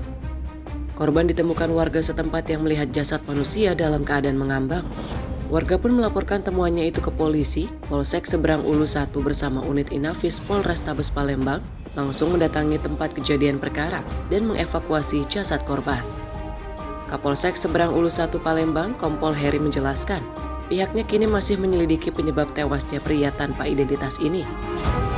Informasi dari masyarakat bahwa telah ditemukan mayat seorang laki-laki di dalam aliran sungai. Kemudian setelah kita mendapat informasi itu, kita bersama-sama piket baik itu dari Polrestabes maupun dari Polsek Seberang Ulu 1 bersama tim identifikasi Nafis mendatangi TKP. Kemudian setelah kita datangi TKP ternyata benar ada mayat seorang laki-laki. Untuk identitas sebenarnya? Sementara identitas belum ada, nanti kita sampaikan dari informasi medsos ataupun dari wartawan yang benar di tubuh korban tadi ada luka-luka benar? Setelah kita lakukan pemeriksaan tidak ada bekas luka. Guna kepentingan hukum lebih lanjut, jenazah korban dibawa ke rumah sakit Bari Palembang. Dari Palembang, Sumatera Selatan, Yudo Handoko, Sinpo TV. Banjir yang melanda 10 kecamatan di Kota Bandar Lampung menelan korban jiwa. 3 warga dilaporkan hanyut terbawa arus banjir. 2 diantaranya telah ditemukan dalam kondisi meninggal dunia. 3 orang warga hanyut dalam bencana banjir yang melanda 10 kecamatan di Kota Bandar Lampung sejak Jumat sore. Badan Penanggulangan Bencana Daerah menyebut 2 korban telah ditemukan dalam kondisi meninggal dunia. Keduanya yakni seorang pria dewasa tanpa identitas yang ditemukan di wilayah Jalan Dr. Harun, Kecamatan Tanjung Karang Timur, dan seorang bocah 10 tahun bernama Satria di wilayah Kecamatan Raja Basa. Sementara korban lainnya yakni seorang bocah berusia 6 tahun yang hingga Jumat malam belum ditemukan. Berdasarkan data BPBD, terdapat 38 titik yang terdampak banjir di 10 kecamatan kota Bandar Lampung tersebut. Buat arus, jadi bawalah dia. Nah, posisi saya itu masih di sana, masih di ujung. Lari-larilah saya Yang kawan-kawan ini gupek, dia kanut. Saya lari ke ini paping-papingan, lompat saya. Sepertinya saya di korban anak-anak di Raja Basah. Cuman kita akan cek dulu kalau dua, yang pasti satu. Siapa kalau lagi kita evakuasi, yang mana segera kita evakuasi. Siap. Ya, sampai perahu kita turun juga perahu. Ada warga yang dievakuasi Pak? Ada tadi. Ada warga. Hingga Jumat malam, tim SAR gabungan masih terus melakukan pencarian terhadap satu korban anak berusia 6 tahun yang belum ditemukan. Dari Bandar Lampung, Immanuel Simorangkir, kontributor Sinpo TV melaporkan. Puluhan pelari remaja untuk ketangguhan di perlintasan lari cepat di kawasan Jati Jajar Cimanggis, Kota Depok, di mana ajang lomba lari cepat pada malam hari tingkat remaja ini digelar kepolisian Polsek Cimanggis, Kota Depok dalam rangka menghindari kerap terjadinya tawuran antar kelompok sekaligus mencari bibit atlet pelari berbakat.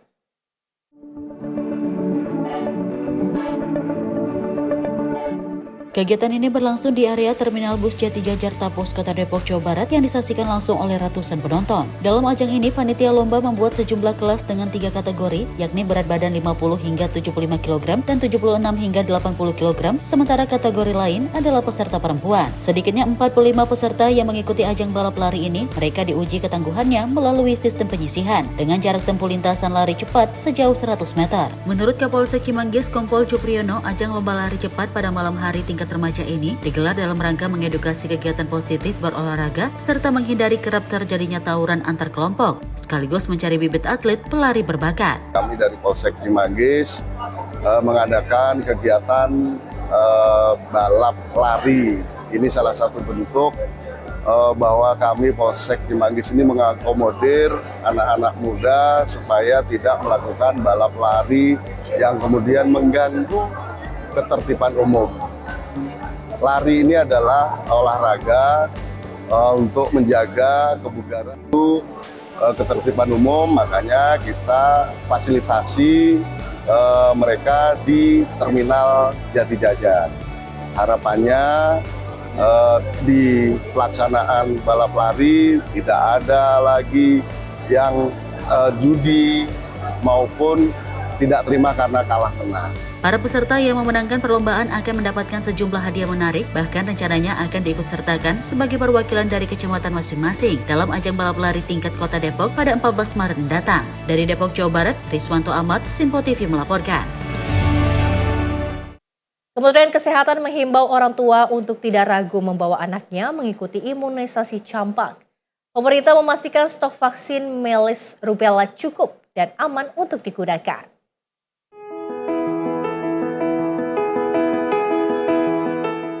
Pemerintah melalui Kementerian Kesehatan mengimbau para orang tua agar tidak ragu membawa anak untuk mengikuti imunisasi campak. Selain dinilai aman, ketersediaan vaksin juga dipastikan mencukupi untuk mendukung program imunisasi nasional. Direktur Jenderal Kefarmasian dan Alat Kesehatan Kementerian Kesehatan Rizka Andalusia menyampaikan bahwa stok vaksin measles rubella saat ini mencapai sekitar 9,5 juta dosis di tingkat pusat. Selain itu, sebanyak 6,6 juta dosis telah didistribusikan ke provinsi, kabupaten kota hingga puskesmas. Ketahanan stok di daerah bervariasi, dengan 23 provinsi memiliki persediaan untuk 2 hingga 5 bulan, 9 provinsi 5 hingga 7 bulan, dan 6 provinsi memiliki stok lebih dari 7 bulan. Jadi semua provinsi kami pastikan sudah memiliki ketersediaan vaksin dengan level di atas 2 bulan.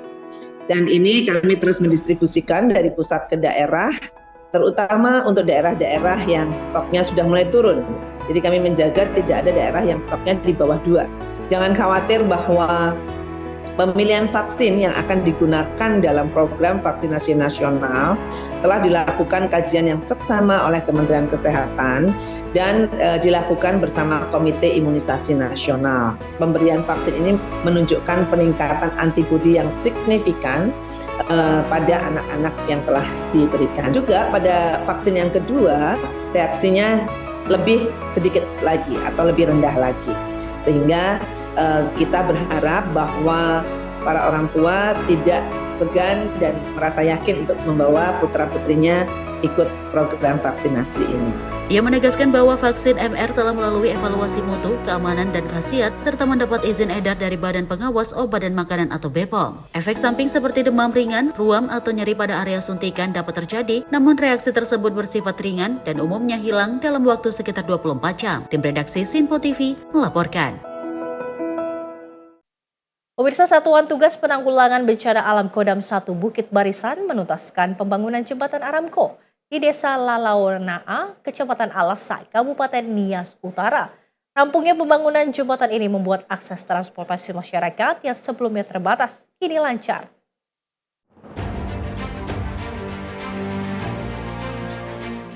Pembangunan jembatan Aramco di Desa Lalawanaa, Kecamatan Alasa, Kabupaten Nias Utara telah selesai dilaksanakan oleh Satgas Gul Bencal Kodam 1 Bukit Barisan.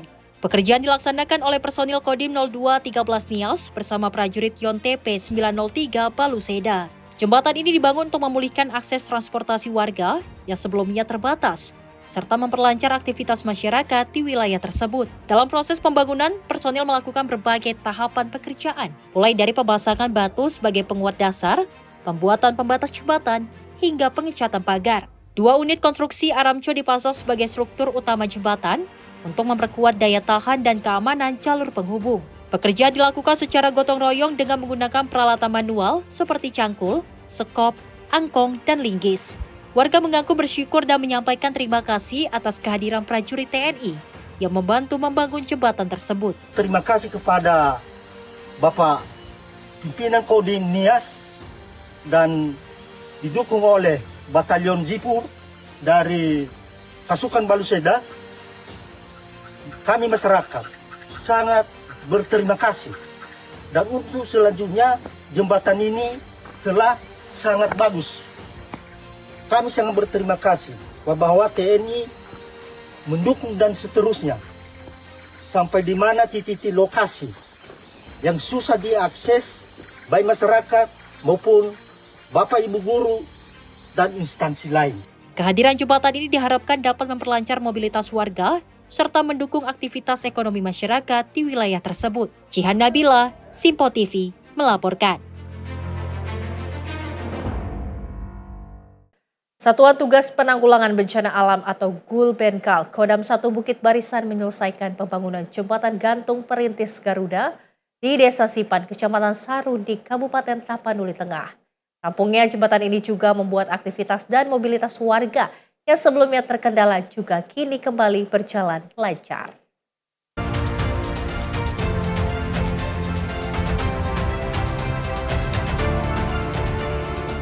Satgas Gul Bencal Kodam 1 Bukit Barisan menuntaskan pembangunan jembatan gantung perintis Garuda di Desa Sipan, Kecamatan Sarudi, Kabupaten Tapanuli Tengah. Pembangunan jembatan ini melibatkan prajurit TNI bersama masyarakat setempat melalui semangat gotong royong. Berbagai tahapan pekerjaan dilaksanakan, mulai dari pembongkaran konstruksi lama, pembuatan fondasi, pemasangan struktur baja, hingga tahap penyempurnaan jembatan. Jembatan sepanjang 120 meter tersebut kini sudah dapat digunakan oleh masyarakat. Dengan rampungnya jembatan tersebut, akses warga yang sebelumnya terhambat kini kembali normal. Warga pun menyambut baik pembangunan jembatan tersebut dan menyampaikan apresiasi atas kepedulian prajurit TNI Angkatan Darat dalam membantu memperbaiki infrastruktur yang dibutuhkan masyarakat. Jihan Nabila, Sinpo TV, melaporkan.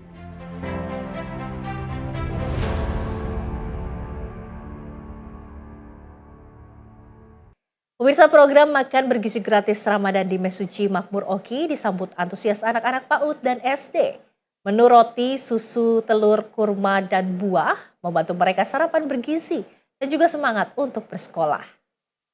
Program makan bergizi gratis selama Ramadan di Kecamatan Mesuji Makmur, Kabupaten Ogan Komering Ilir, Sumatera Selatan, mendapat sambutan hangat dari siswa dan tenaga pendidik. Anak-anak terlihat sangat antusias setiap hari menyambut paket MBG yang terdiri dari roti, susu, kurma, buah, dan telur sebagai tambahan protein. Menurut Suharni, guru PAUD, menu MBG sudah memenuhi kebutuhan gizi anak-anak. Porsi disesuaikan dengan jenjang pendidikan, sehingga siswa SD kelas atas mendapatkan porsi lebih besar. Setiap pagi paket MBG diantar sekitar pukul 08.30 waktu Indonesia bagian Barat dan langsung dinikmati sebagai sarapan bersama, membangun kebiasaan makan bergizi sejak awal hari. sudah layak, sangat antusias, suka banget. Mereka sangat suka. Yang biasanya pagi hari mereka nggak mau sarapan, jadi waktu makan dapat MBG itu, kruyuk-kruyuk kayak seperti apa ya? Anak yang lapar cepet-cepet makannya. Mereka sangat suka banget Pak pokoknya. Agak terlambat sedikit aja anak-anak itu, Bun, MBG-nya kok belum datang sih jam segini? Mereka sip dapat MBG Pak. Mantap. Terima kasih untuk Pak Prabowo untuk program MBG-nya ini sangat membantu sekali masyarakat dari kalangan bawah, dari kalangan orang yang tidak mampu, yang biasanya tidak bisa merasakan buah, makanan ikan, daging. Kami bisa merasakan semuanya Pak, merata. Tak hanya siswa, para guru juga merasakan manfaat program ini.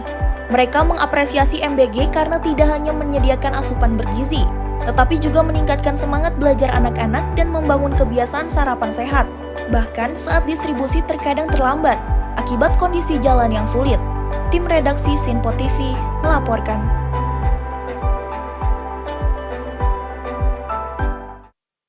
Pemirsa, Mojtaba Khamenei resmi jadi pemimpin tertinggi Iran. Informasinya usai jeda berikut ini.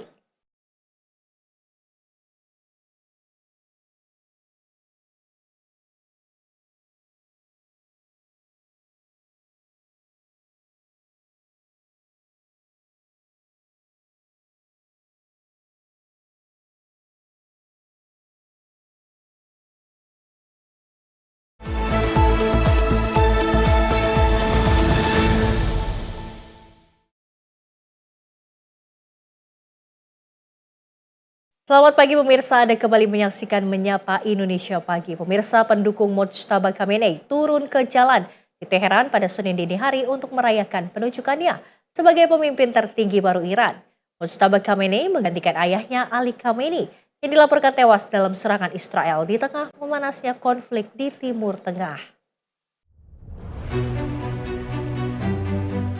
Rekaman video menunjukkan sejumlah pendukung rezim Khamenei berkumpul di jalan-jalan ibu kota sambil mengibarkan bendera dan meneriakkan dukungan terhadap kepemimpinan baru Iran. Suasana perayaan terlihat di sejumlah titik di Teheran dengan massa yang menyatakan harapan agar kepemimpinan baru dapat membawa stabilitas bagi negara di tengah situasi politik dan keamanan yang masih dinamis. Mojtaba Khamenei telah lama disebut-sebut sebagai salah satu kandidat kuat untuk menggantikan ayahnya sebagai pemimpin tertinggi Iran. Namanya sering muncul dalam berbagai spekulasi politik terkait suksesi kepemimpinan di Iran. Meski demikian, selama ini ia tidak pernah menduduki jabatan resmi di pemerintahan, sehingga penunjukannya menjadi perhatian luas di dalam maupun luar negeri. Sejak konflik bersenjata di kawasan memanas, Mojtaba Khamenei juga jarang muncul di hadapan publik dan tidak terlihat atau terdengar memberikan pernyataan terbuka. Kondisi ini memicu berbagai spekulasi mengenai perannya di dalam struktur kekuasaan Iran, terutama di tengah meningkatnya ketegangan politik dan militer di Timur Tengah. Penunjukan tersebut kini menjadi sorotan karena dinilai berpotensi membentuk arah baru kepemimpinan politik dan keagamaan di Iran di tengah situasi geopolitik yang masih tegang. Sejumlah pengamat menilai perubahan kepemimpinan ini dapat memberi dampak terhadap kebijakan dalam negeri maupun hubungan Iran dengan negara-negara lain di kawasan dan dunia. Tim redaksi Sinpo TV melaporkan. Kementerian Luar Negeri RI mengungkapkan kronologi insiden Musafah II di Selat Hormuz yang terjadi pada 6 Maret 2026. 3 WNI masih dicari, sementara 1 ABK dan 1 teknisi telah selamat.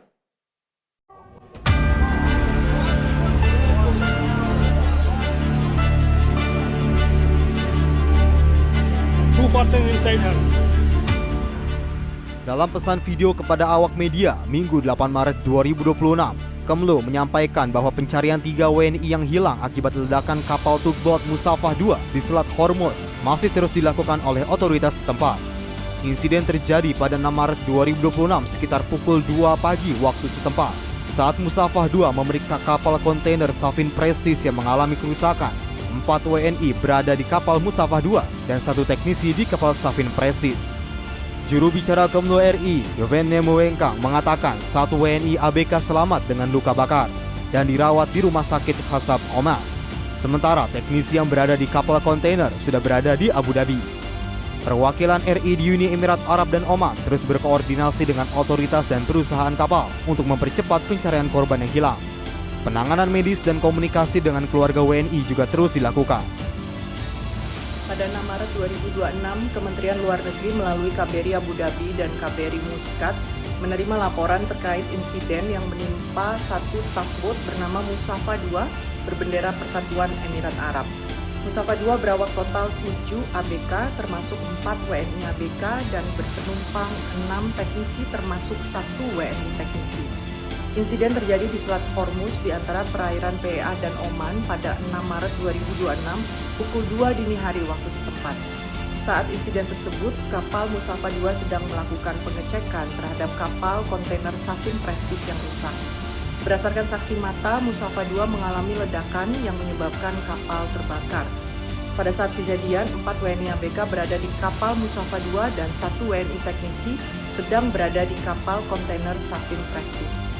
Status para WNI yaitu 1 WNI ABK mendapat perawatan luka bakar dan sedang berada di Rumah Sakit Kota Khazab, Oman, dan 1 WNI teknisi yang selamat telah berada di Kota Abu Dhabi, sementara 3 WNI ABK masih terus diupayakan pencarian oleh otoritas setempat.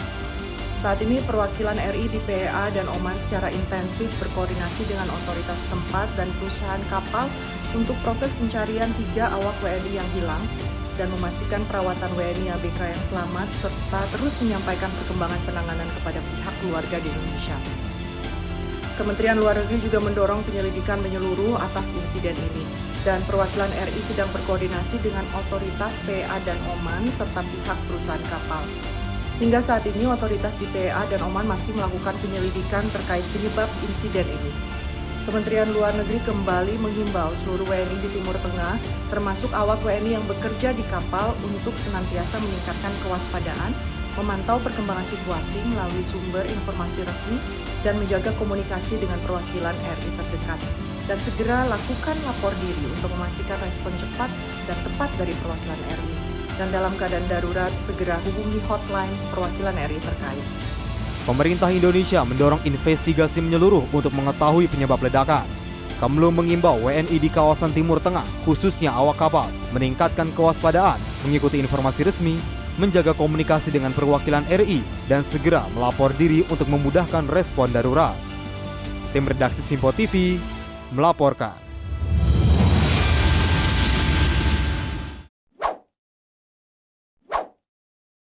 Pemirsa, kebakaran besar dan puing-puing bangunan terlihat di pinggiran selatan Beirut setelah serangan udara Israel menghantam kawasan permukiman padat penduduk. Serangan ini terjadi di tengah memanasnya konflik antara Israel dan kelompok Hezbollah di Lebanon.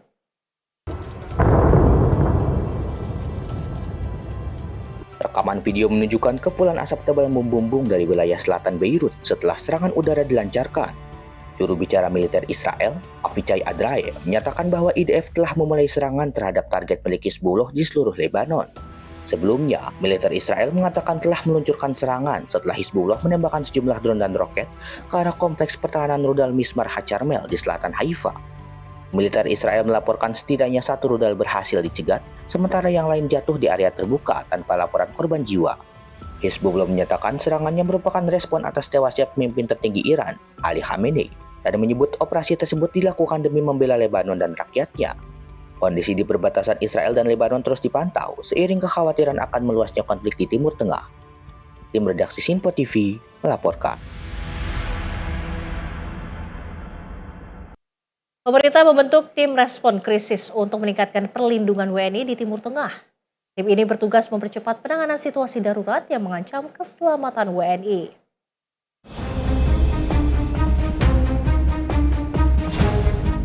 Kementerian Luar Negeri membentuk tim respons krisis untuk meningkatkan perlindungan bagi warga negara Indonesia yang berada di kawasan Timur Tengah. Langkah ini diambil menyusul meningkatnya tensi geopolitik di wilayah tersebut. Pelaksana tugas Direktur Perlindungan WNI Kemlu, Heni Hamida, mengatakan tim tersebut bertugas memantau perkembangan situasi konflik secara intensif agar pemerintah dapat bergerak cepat jika kondisi keamanan memburuk. Perwakilan RI di negara terdampak juga terus berkoordinasi dengan komunitas WNI dan rutin melaporkan perkembangan situasi ke kantor pusat di Jakarta. Membentuk crisis response team dan meningkatkan komunikasi intensif setiap harinya antara Kemlu Pusat dengan perwakilan terdampak di kawasan untuk mendapatkan update kondisi real situasi keamanan di lapangan dan kondisi serta keberadaan para WNI. Kita tidak henti-henti menyampaikan himbauan kewaspadaan kepada para WNI di wilayah akreditasi di masing-masing perwakilan untuk memantau informasi resmi dari otoritas tempat dan perwakilan RI, menjaga komunikasi intensif dengan perwakilan RI terkait atau terdekat. Untuk para WNI stranded ini, mereka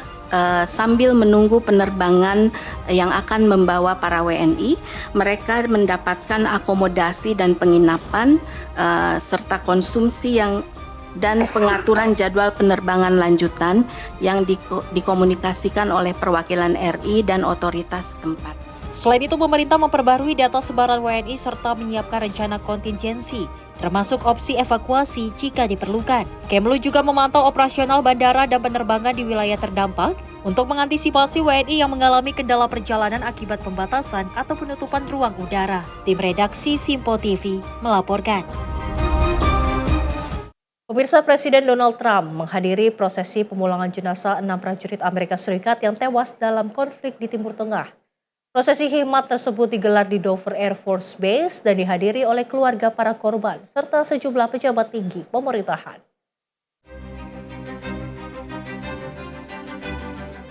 Upacara yang dikenal sebagai Dignified Transfer merupakan tradisi militer Amerika Serikat untuk memulangkan jenazah prajurit yang gugur dalam tugasnya. Dalam prosesi tersebut, peti mati yang dibungkus bendera Amerika diturunkan dari pesawat militer dan dibawa ke kendaraan khusus untuk dibawa ke fasilitas mortuari militer. Presiden Donald Trump terlihat memberikan salam hormat saat setiap peti mati para prajurit AS diturunkan dari pesawat. Sementara para keluarga korban menyaksikan prosesi tersebut dalam suasana hening dan penuh duka. 6 prajurit cadangan Angkatan Darat Amerika tersebut dilaporkan tewas dalam serangan drone yang menargetkan sebuah pusat komando militer di wilayah Kuwait. Para prajurit itu merupakan bagian dari unit logistik militer yang bertugas menyediakan pasokan penting seperti makanan, bahan bakar, air, dan peralatan bagi pasukan Amerika di kawasan. Pemerintah Amerika Serikat menyatakan para prajurit tersebut gugur saat menjalankan misi untuk melindungi rekan-rekan mereka dan menjaga keamanan negara. Tim redaksi Simpo TV melaporkan. Panglima TNI Jenderal Agus Subianto memerintahkan seluruh jajaran Tentara Nasional Indonesia meningkatkan status siaga 1 sebagai langkah antisipatif menghadapi eskalasi konflik di Timur Tengah dan juga dinamika keamanan global yang berpotensi berdampak pada Indonesia. Pengamat militer dan intelijen menilai status siaga 1 menandakan peningkatan kewaspadaan maksimal untuk seluruh komponen pertahanan negara.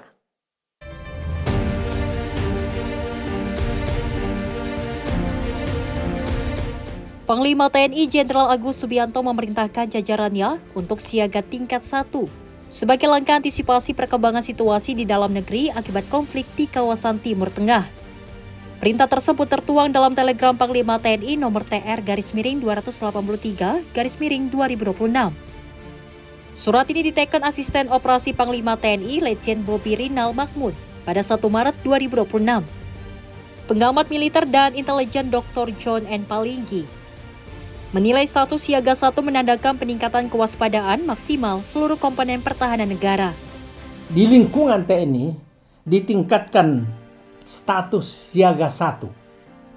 Nah, siaga 1 artinya kewaspadaan yang tinggi. Eskalasi atau peningkatan perang di Timur Tengah itu ini sangat mengkhawatirkan, tidak hanya kita di Indonesia tapi seluruh dunia.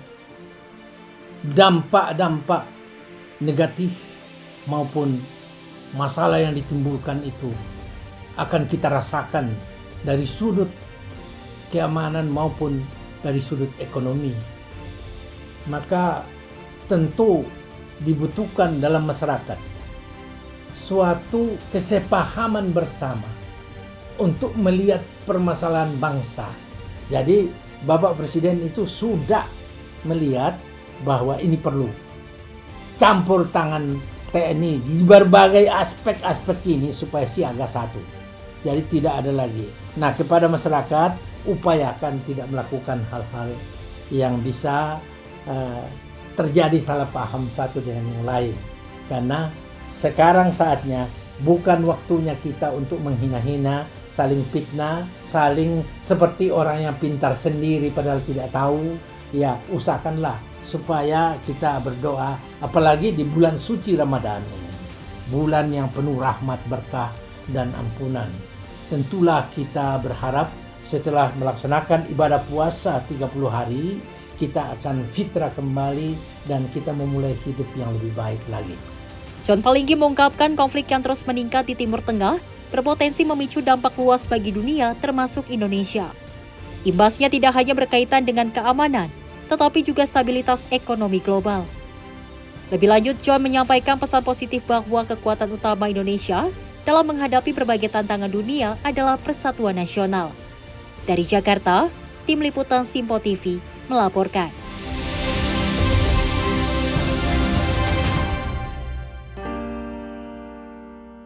Bola api besar dan asap hitam membumbung di langit Teheran setelah serangan udara gabungan Amerika Serikat dan Israel menghantam sejumlah fasilitas penyimpanan bahan bakar di ibu kota Iran.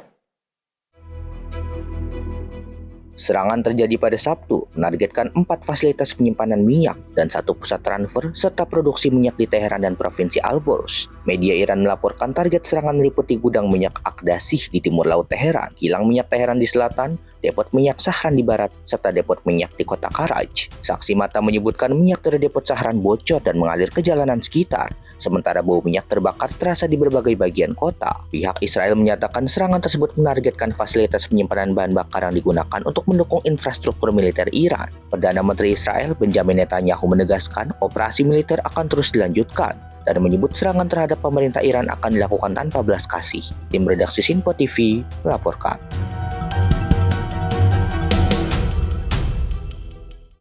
Sedikitnya 10 orang dilaporkan tewas dalam serangan militer Israel di wilayah Lebanon Selatan.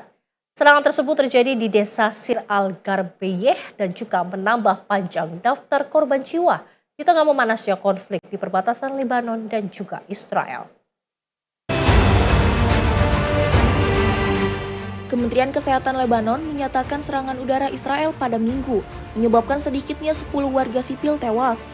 Serangan tersebut juga memicu kerusakan di sejumlah bagian desa, serta meningkatkan kekhawatiran akan meluasnya konflik di kawasan perbatasan tersebut. Sementara itu, ratusan warga di sebuah desa Lebanon Timur berkumpul untuk menggelar prosesi pemakaman bagi 11 pria yang tewas dalam serangan Israel pada Sabtu malam.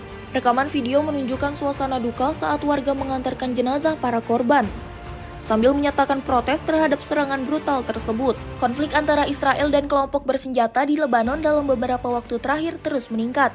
Serangan balasan yang terjadi di sepanjang wilayah perbatasan memicu kekhawatiran internasional akan meluasnya eskalasi militer di kawasan Timur Tengah. Kondisi ini juga menimbulkan kekhawatiran akan dampak kemanusiaan yang lebih besar, serta potensi keterlibatan aktor regional lainnya yang dapat memperburuk keadaan. Tim redaksi Simpo TV melaporkan. Serangan udara intens juga dilaporkan menghantam Teheran saat fajar terbit. Sejumlah saksi menyebut ledakan terasa sangat kuat hingga menggetarkan rumah-rumah di bagian timur ibu kota Teheran.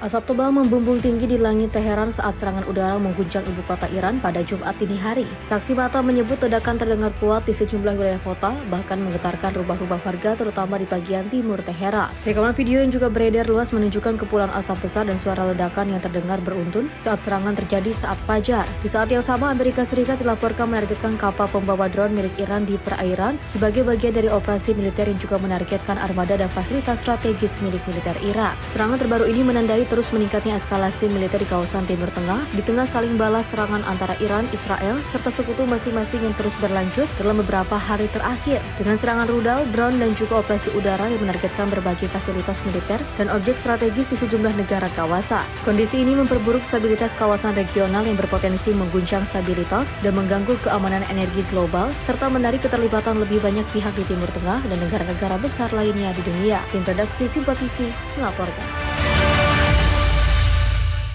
Pemirsa, awan hitam pekat menyelimuti langit Teheran setelah serangan udara gabungan Amerika Serikat dan Israel menghantam sejumlah fasilitas penyimpanan minyak di ibu kota Iran. Kebakaran besar dikhawatirkan memicu asap tebal dan hujan beracun.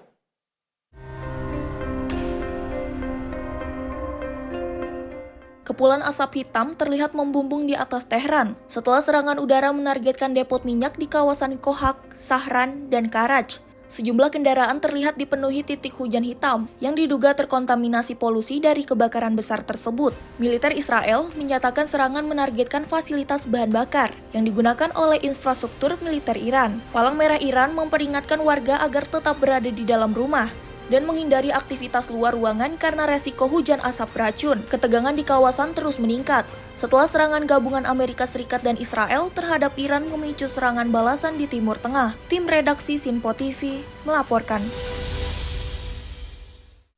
Longsor gunungan sampah terjadi di tempat pengelolaan sampah terpadu atau TPST Bantar Gebang, Kota Bekasi, Jawa Barat. Sejumlah truk sampah dan warung di sekitar lokasi diduga tertimbun material longsor. Tim SAR gabungan hingga kini masih melakukan proses evakuasi. Peristiwa longsor terjadi di kawasan TPST Bantar Gebang, Kota Bekasi, Jawa Barat, saat sejumlah truk tengah mengantri untuk membongkar muatan sampah. Tiba-tiba, tumpukan sampah yang menggondong longsor dan menimpa area di sekitarnya, termasuk truk mengangkut sampah dan warung yang berada di lokasi. Sejumlah sopir truk serta warga yang berada di sekitar warung diduga tertimbun material longsor. Tim SAR gabungan bersama petugas pemadam kebakaran dan BPBD langsung melakukan proses evakuasi di lokasi kejadian. Proses pencarian dilakukan dengan hati-hati karena kondisi tumpukan sampah masih labil dan berpotensi kembali longsor. Hingga saat ini, petugas masih terus melakukan pencarian dan evakuasi untuk memastikan tidak ada lagi korban yang tertimbun di lokasi kejadian. Ibu dapat kabar lihat status anak-anak ibu mengenai anak ibu kena musibah. Malam ibu meluncur dari Bogor sampai ke sini. Dari sini ibu tanya-tanya sama petugas. Terus dibilang iya Bu, sabar ya Bu, kita lagi usahakan cari. Kalau dicari sampai malam belum ketemu sampai sekarang. Mobilnya ketemu, tasnya pun ketemu, tapi orangnya nggak ketemu. Semalam sama anak-anak ibu, tapi mereka pada pulang karena ada kerja sekolah. KTP kan ditemuin di mobil. Oh, ada KTP-nya Bu, tapi untuk anak ibu belum ditemukan. Ibu saat ini berarti masih disuruh ditunggu di posko pengaduan ini Bu. Iya. Namanya? Nama anak ibu Riki Supriyadi. Riki Supriyadi. Usianya berapa tahun? Dia kelahiran 68. Kemarin Sabtu kan. Sempat ada komunikasi Bu terakhir. Ibu udah coba telepon dari semalam nggak aktif. Ibu berarti masih menunggu dari petugas, tunggu informasi selanjutnya. Iya. Akibat peristiwa ini, aktivitas pembuangan sampah di TPST Bantar Gebang sempat terganggu. Pihak terkait kini melakukan pendataan korban serta penyelidikan untuk mengetahui penyebab pasti longsor gunungan sampah tersebut. Dari Bekasi, Muhammad Ridwan, Sinpo TV melaporkan.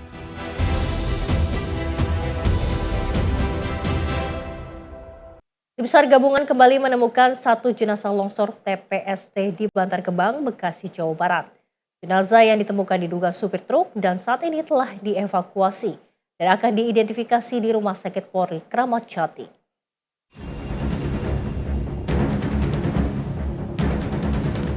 Korban bencana longsor di kawasan TPST Bantar Gebang kembali ditemukan dan menambah jumlah korban tewas yang sebelumnya 4 orang menjadi 5 orang. Korban yang ditemukan diduga supir dari truk yang ditemukan pada Minggu malam dengan jarak penemuan sekitar 5 meter dengan kedalaman 10 meter dari posisi kendaraan tersebut. Kepala Kantor SAR Jakarta Desiana Kartika menyampaikan, hingga saat ini tim SAR gabungan masih terus melanjutkan operasi pencarian 4 korban yang dilaporkan hilang dan tertimbun material longsor.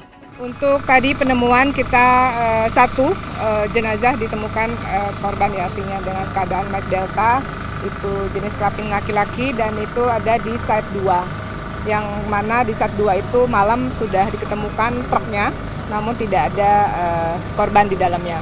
Diduga kemungkinan korban yang ditemukan hari ini adalah supir yang ada di truk yang kita temukan tadi malam. Identitasnya sudah diketahui Ibu? Untuk identitas nanti dari pihak kepolisian akan menyampaikan karena korban pun langsung dibawa ke Rumah Sakit Polri Kramat Jati. Petugas berharap proses pencarian dan identifikasi korban dapat berjalan dengan lancar hingga korban dapat dikembalikan ke pihak keluarga. Dari Bekasi, Jawa Barat, Anggita Haryono, Rona Bayu, Sinpo TV melaporkan. Pemirsa, Pemprov DKI siagakan 1.200 pompa air untuk antisipasi banjir. Informasinya usai jeda, tetaplah bersama kami di Sinpo TV.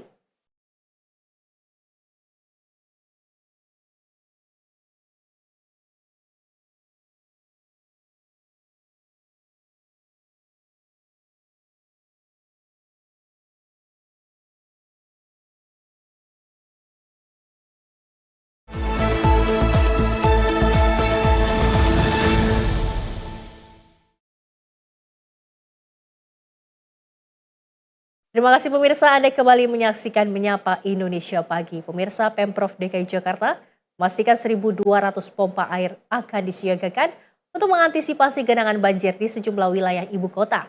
Selain itu, Pemprov DKI menghimbau masyarakat untuk mewaspadai potensi banjir menuju Jakarta pasca hujan lebat di Bogor dan juga Tangerang. Gubernur DKI Jakarta mengungkapkan ketinggian air di beberapa titik di wilayah Jakarta mencapai 264 mm hingga Minggu pagi. Pramono memastikan pihaknya telah melakukan proses pemompaan air untuk mengantisipasi genangan banjir yang semakin meluap. Total 1.200 pompa air juga turut disiagakan di sejumlah titik krusial wilayah Jakarta melalui Dinas Sumber Daya Air Pemprov DKI. Pramono juga mengimbau masyarakat untuk mewaspadai potensi banjir usai menyoroti kondisi hujan deras di daerah hulu sekitar Jakarta seperti di Bogor dan juga Tangerang. Adapun penempatan pompa air disiagakan di titik strategis wilayah Jakarta seperti di ruas Jalan Damogot Jakarta Barat dan ruas Jalan DI Panjaitan Jakarta Timur. Hal ini diungkapkan Pramono usai menghadiri Festival Pawai Ogoh-Ogoh di Bundaran HI pada Jakarta Minggu pagi. Di Jakarta dan sekitarnya curah hujan itu 264 mm per hari. Itu termasuk curah hujan yang sangat tinggi. Dan kemudian dari semalam saya sudah langsung berkoordinasi dengan jajaran terutama sumber daya air. Bahkan dari semalam sebenarnya beberapa spot sudah dilakukan dipompa. Tetapi ini nanti sebagai informasi, karena di atas, baik itu di Bogor, di Tangerang, dan sebagainya, curah hujan juga tinggi, pasti akan ada air yang mengalir ke Jakarta. Dan untuk itu saya sudah meminta pada seluruh jajaran, kurang lebih 1.200 pompa dipersiapkan, dan termasuk pompa portabel di beberapa daerah. Salah satunya yang selalu jadi persoalan adalah di Damogot dan di DI Panjaitan. Alhamdulillah di dua tempat itu dari tadi pompa terus dilakukan dan lalu lintas bisa berjalan walaupun ada sedikit genangan. Dari Jakarta, Max Munte, Azizul Hakim, Sinpo TV melaporkan. Komisi 3 DPR menggelar rapat dengar pendapat umum bersama pemilik rumah makan Bibi Kelinci, Nabila O'Brien, yang sempat ditetapkan sebagai tersangka atas dugaan pelanggaran Undang-Undang ITE di Kompleks Parlemen Senayan, Jakarta.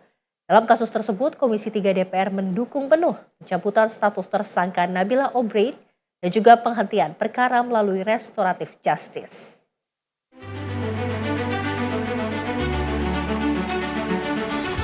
Kasus ini bermula saat antara pemilik rumah makan Bibi Kelinci Nabila O'Brien bersama pelanggannya Zendi saling melapor ke pihak kepolisian. Dalam konflik antara keduanya tersebut, Nabila O'Brien sempat ditetapkan sebagai tersangka atas pelanggaran UU ITE terkait pencemaran nama baik. Namun kedua pihak melakukan mediasi yang kini telah berujung damai satu sama lain. Ketua Komisi 3 DPR Habibur Rahman menekankan pentingnya penyelesaian secara kekeluargaan selaras dengan KUHP dan KUHAP yang baru dalam mengedepankan keadilan restoratif. Dirinya menilai tindakan Nabila tidak memenuhi unsur melawan hukum maupun unsur kesengajaan untuk mencemarkan nama baik orang lain. Komisi 3 DPR RI menerima pengaduan dari saudari Nabila O'Brien, seorang korban pencurian yang menjadi tersangka dalam perkara pencemaran nama baik. Kami memandang perlu untuk merespon hal tersebut sebagai bentuk implementasi kewajiban konstitusional DPR RI melakukan pengawasan.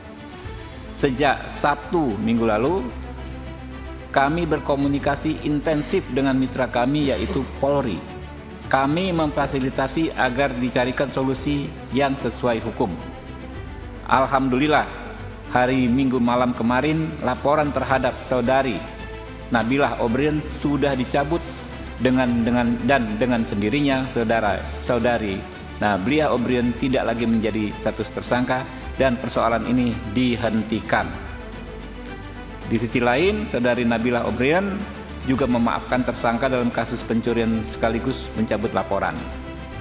Komisi 3 DPR RI sebagai pihak yang membahas dan mengesahkan KUHP dan KUHP baru berkomitmen memastikan dua karya agung tersebut benar-benar bisa diterapkan mulai dari semangatnya, asas-asasnya hingga norma hukumnya.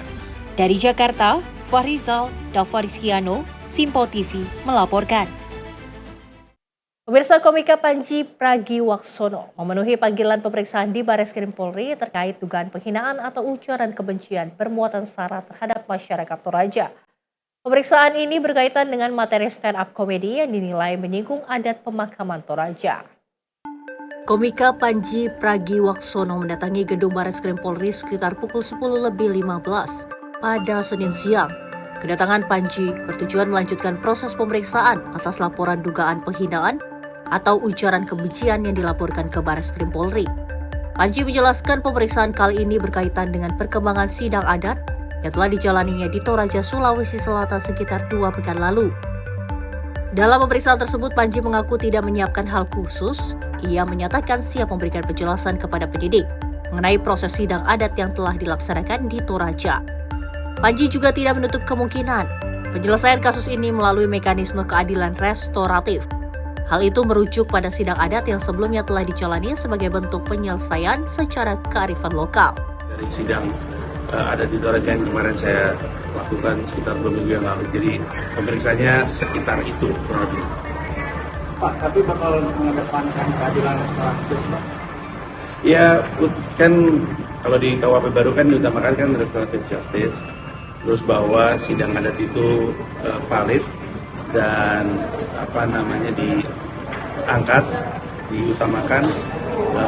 Ini yang diharapkan sama saya dan kuasa hukum saya, Haris Azhar. Jadi nanti kita lihat aja, saya pastinya di sini untuk menjawab pertanyaan terkait sidang. Sebelumnya Panji dilaporkan oleh analisa pemuda Toraja ke Bareskrim Polri.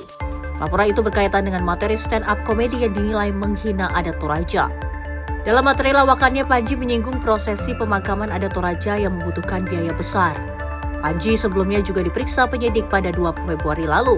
Kini kasus tersebut telah memasuki tahap penyidikan.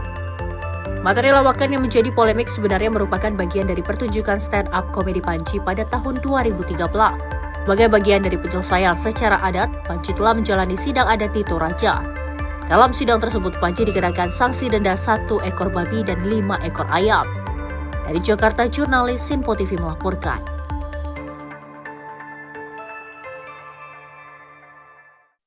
Polda Metro Jaya akan mengawasi operasional kendaraan bersumbu 3 atau lebih dari atau saat momen Lebaran 2026, di mana pihak kepolisian menghimbau pelaku usaha dan juga pihak perusahaan ekspedisi mematuhi aturan tersebut yang sedianya akan dimulai pada 13 Maret mendatang.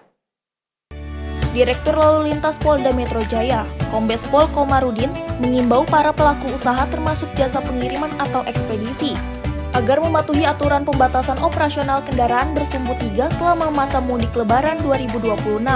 Menurut Komarudin, sesuai ketentuan, truk bersumbu 3 akan dilarang melintas di jalan tol maupun jalur arteri sejak dimulainya operasi ketupat 2026, mulai 13 Maret dan kemungkinan bisa bertambah. Komarudin menegaskan, aturan tersebut diberlakukan demi menjaga kelancaran arus mudik dan arus balik Lebaran, serta untuk mengurangi potensi kepadatan lalu lintas di jalan raya. Meski demikian, pembatasan ini memiliki sejumlah pengecualian, salah satunya untuk kendaraan pengangkut kebutuhan pokok atau sembako.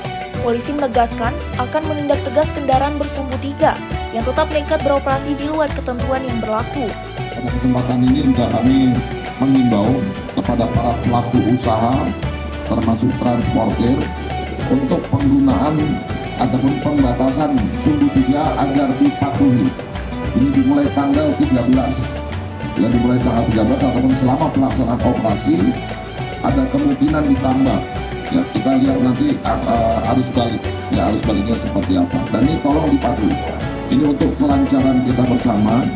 Tentu ruas-ruas jalan yang nantinya akan dipenuhi oleh pemudik ini juga diharapkan tidak terhambat dengan aktivitas operasional dari kendaraan-kendaraan sumbu 3 ke atas. Untuk mendukung kelancaran pengamanan Lebaran, Polda Metro Jaya akan menggelar Operasi Ketupat Jaya 2026 yang berlangsung pada 13 hingga 25 Maret. Lebih dari 6.800 personil gabungan akan dikerahkan dalam operasi ini. Selain itu, Polda Metro Jaya juga mendirikan 101 pos yang terdiri dari pos pelayanan, pos pengamanan, serta pos pemantauan untuk mendukung kelancaran arus mudik dan arus balik Lebaran. Dari Jakarta, jurnalis Simpo TV melaporkan.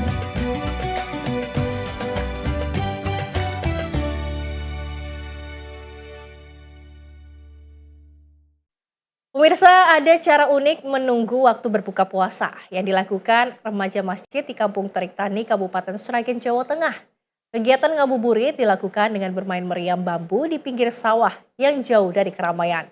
Lalu bagaimana penasaran keseruan ngabuburit sambil bermain meriam bambu? Mari kita simak liputannya berikut ini.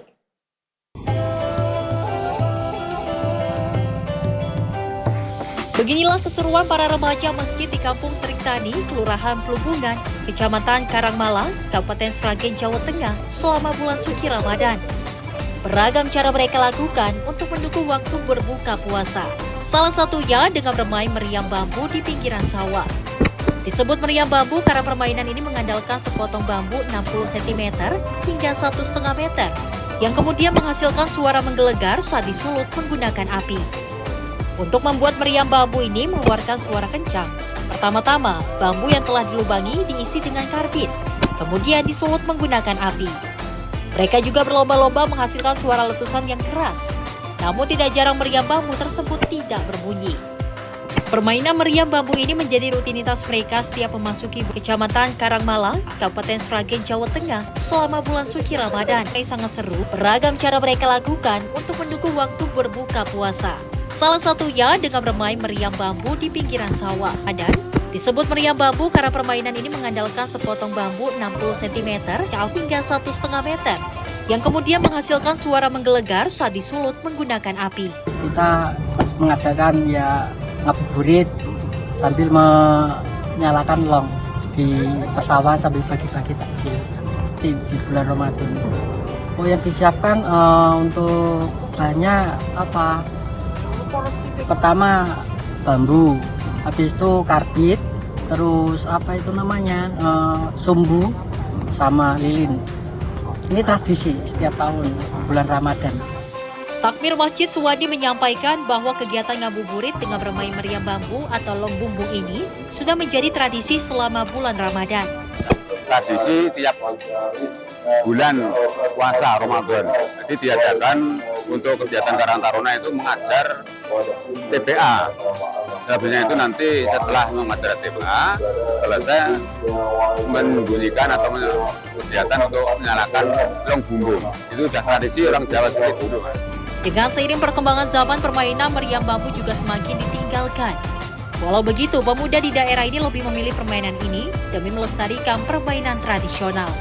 Dari Sragen, Jawa Tengah, Raditya Hermansyah, Simpo TV melaporkan.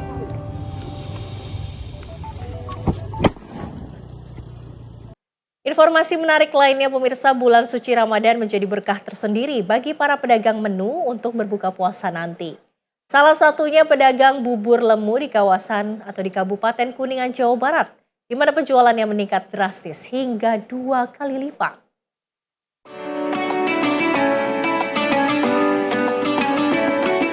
Lapak pedagang bubur lemu yang berada di Jalan Raya Cilimus, Kuningan, Jawa Barat selalu diserbu para pembeli. Setiap bulan suci Ramadan, bubur lemu menjadi buruan warga sebagai menu untuk berbuka puasa. Mereka rela antri untuk membeli bubur lemu, membuat penjual kewalahan melayani pembeli. Ciri khas bubur lemu dengan warna hijau dari pandan, ditaburi gula aren, santan, dan lainnya menjadi tambah nikmat saat buka puasa. Untuk harga bubur lemu sendiri dijual Rp5.000 sampai Rp6.000 per bungkusnya tergantung pesanan. Dalam sehari penjualan bubur lemu mencapai 2.000 bungkus, lebih meningkat meningkat 2 kali lipat dari hari biasanya hingga omsetnya mencapai 6 juta rupiah per harinya. Menurut seorang pedagang bubur lemu mengaku momen datangnya bulan suci Ramadan menjadi berkah tersendiri, bisa meraup untung lebih. Usaha jualan bubur lemu yang dirintis bersama dengan istri serta kerabat ini turun-menurun dari orang tuanya. Biasanya bubur lemu dijual ke pasar hanya 4 kilo beras dan 4 kilo tepung terigu, namun di bulan puasa bisa mencapai 8-10 kilo, naik 2 kali lipat lebih. Salah seorang pembeli bubur lemu, Eli Nurlina, menjelaskan harganya murah dan sudah berlangganan. Bubur lemu, candil, sama bubur pacar. Sini aja. Oh, di sini aja. Ya, soalnya kalau ngolok itu mah sendiri mah kebanyakan. Oh, jadi buat berdua. Iya, berdua. Sementara pedagang bubur lemu Agus Nur Salim mengatakan momen ini setahun sekali dibuat dan makanan khas di bulan Ramadan sudah turun-temurun berdagang di kawasan tersebut. Saya karena ini bulan Ramadan, jadi setahun sekali momen ini digunakan untuk orang-orang yang membuat makanan berbuka. Salah satunya itu makanan khas dari Cilimus, yaitu bubur lemu, tapi macamnya banyak gitu. Hampir di sini tersedia 11 macam. Seperti diketahui di bulan suci Ramadan, jualan bubur lemu buka dari jam 11 siang hingga jam 6 sore jelang maghrib atau berbuka puasa. Dari Kuningan, Jawa Barat, jurnalis Simpo TV melaporkan. PT Kereta Api Indonesia Daob 1 Jakarta menyiapkan lebih dari 1,4 juta duduk untuk menghadapi angkutan mudik Lebaran 2026. Sejumlah persiapan terus dilakukan, termasuk di Stasiun Pasar Senen yang menjadi salah satu titik keberangkatan utama para pemudik.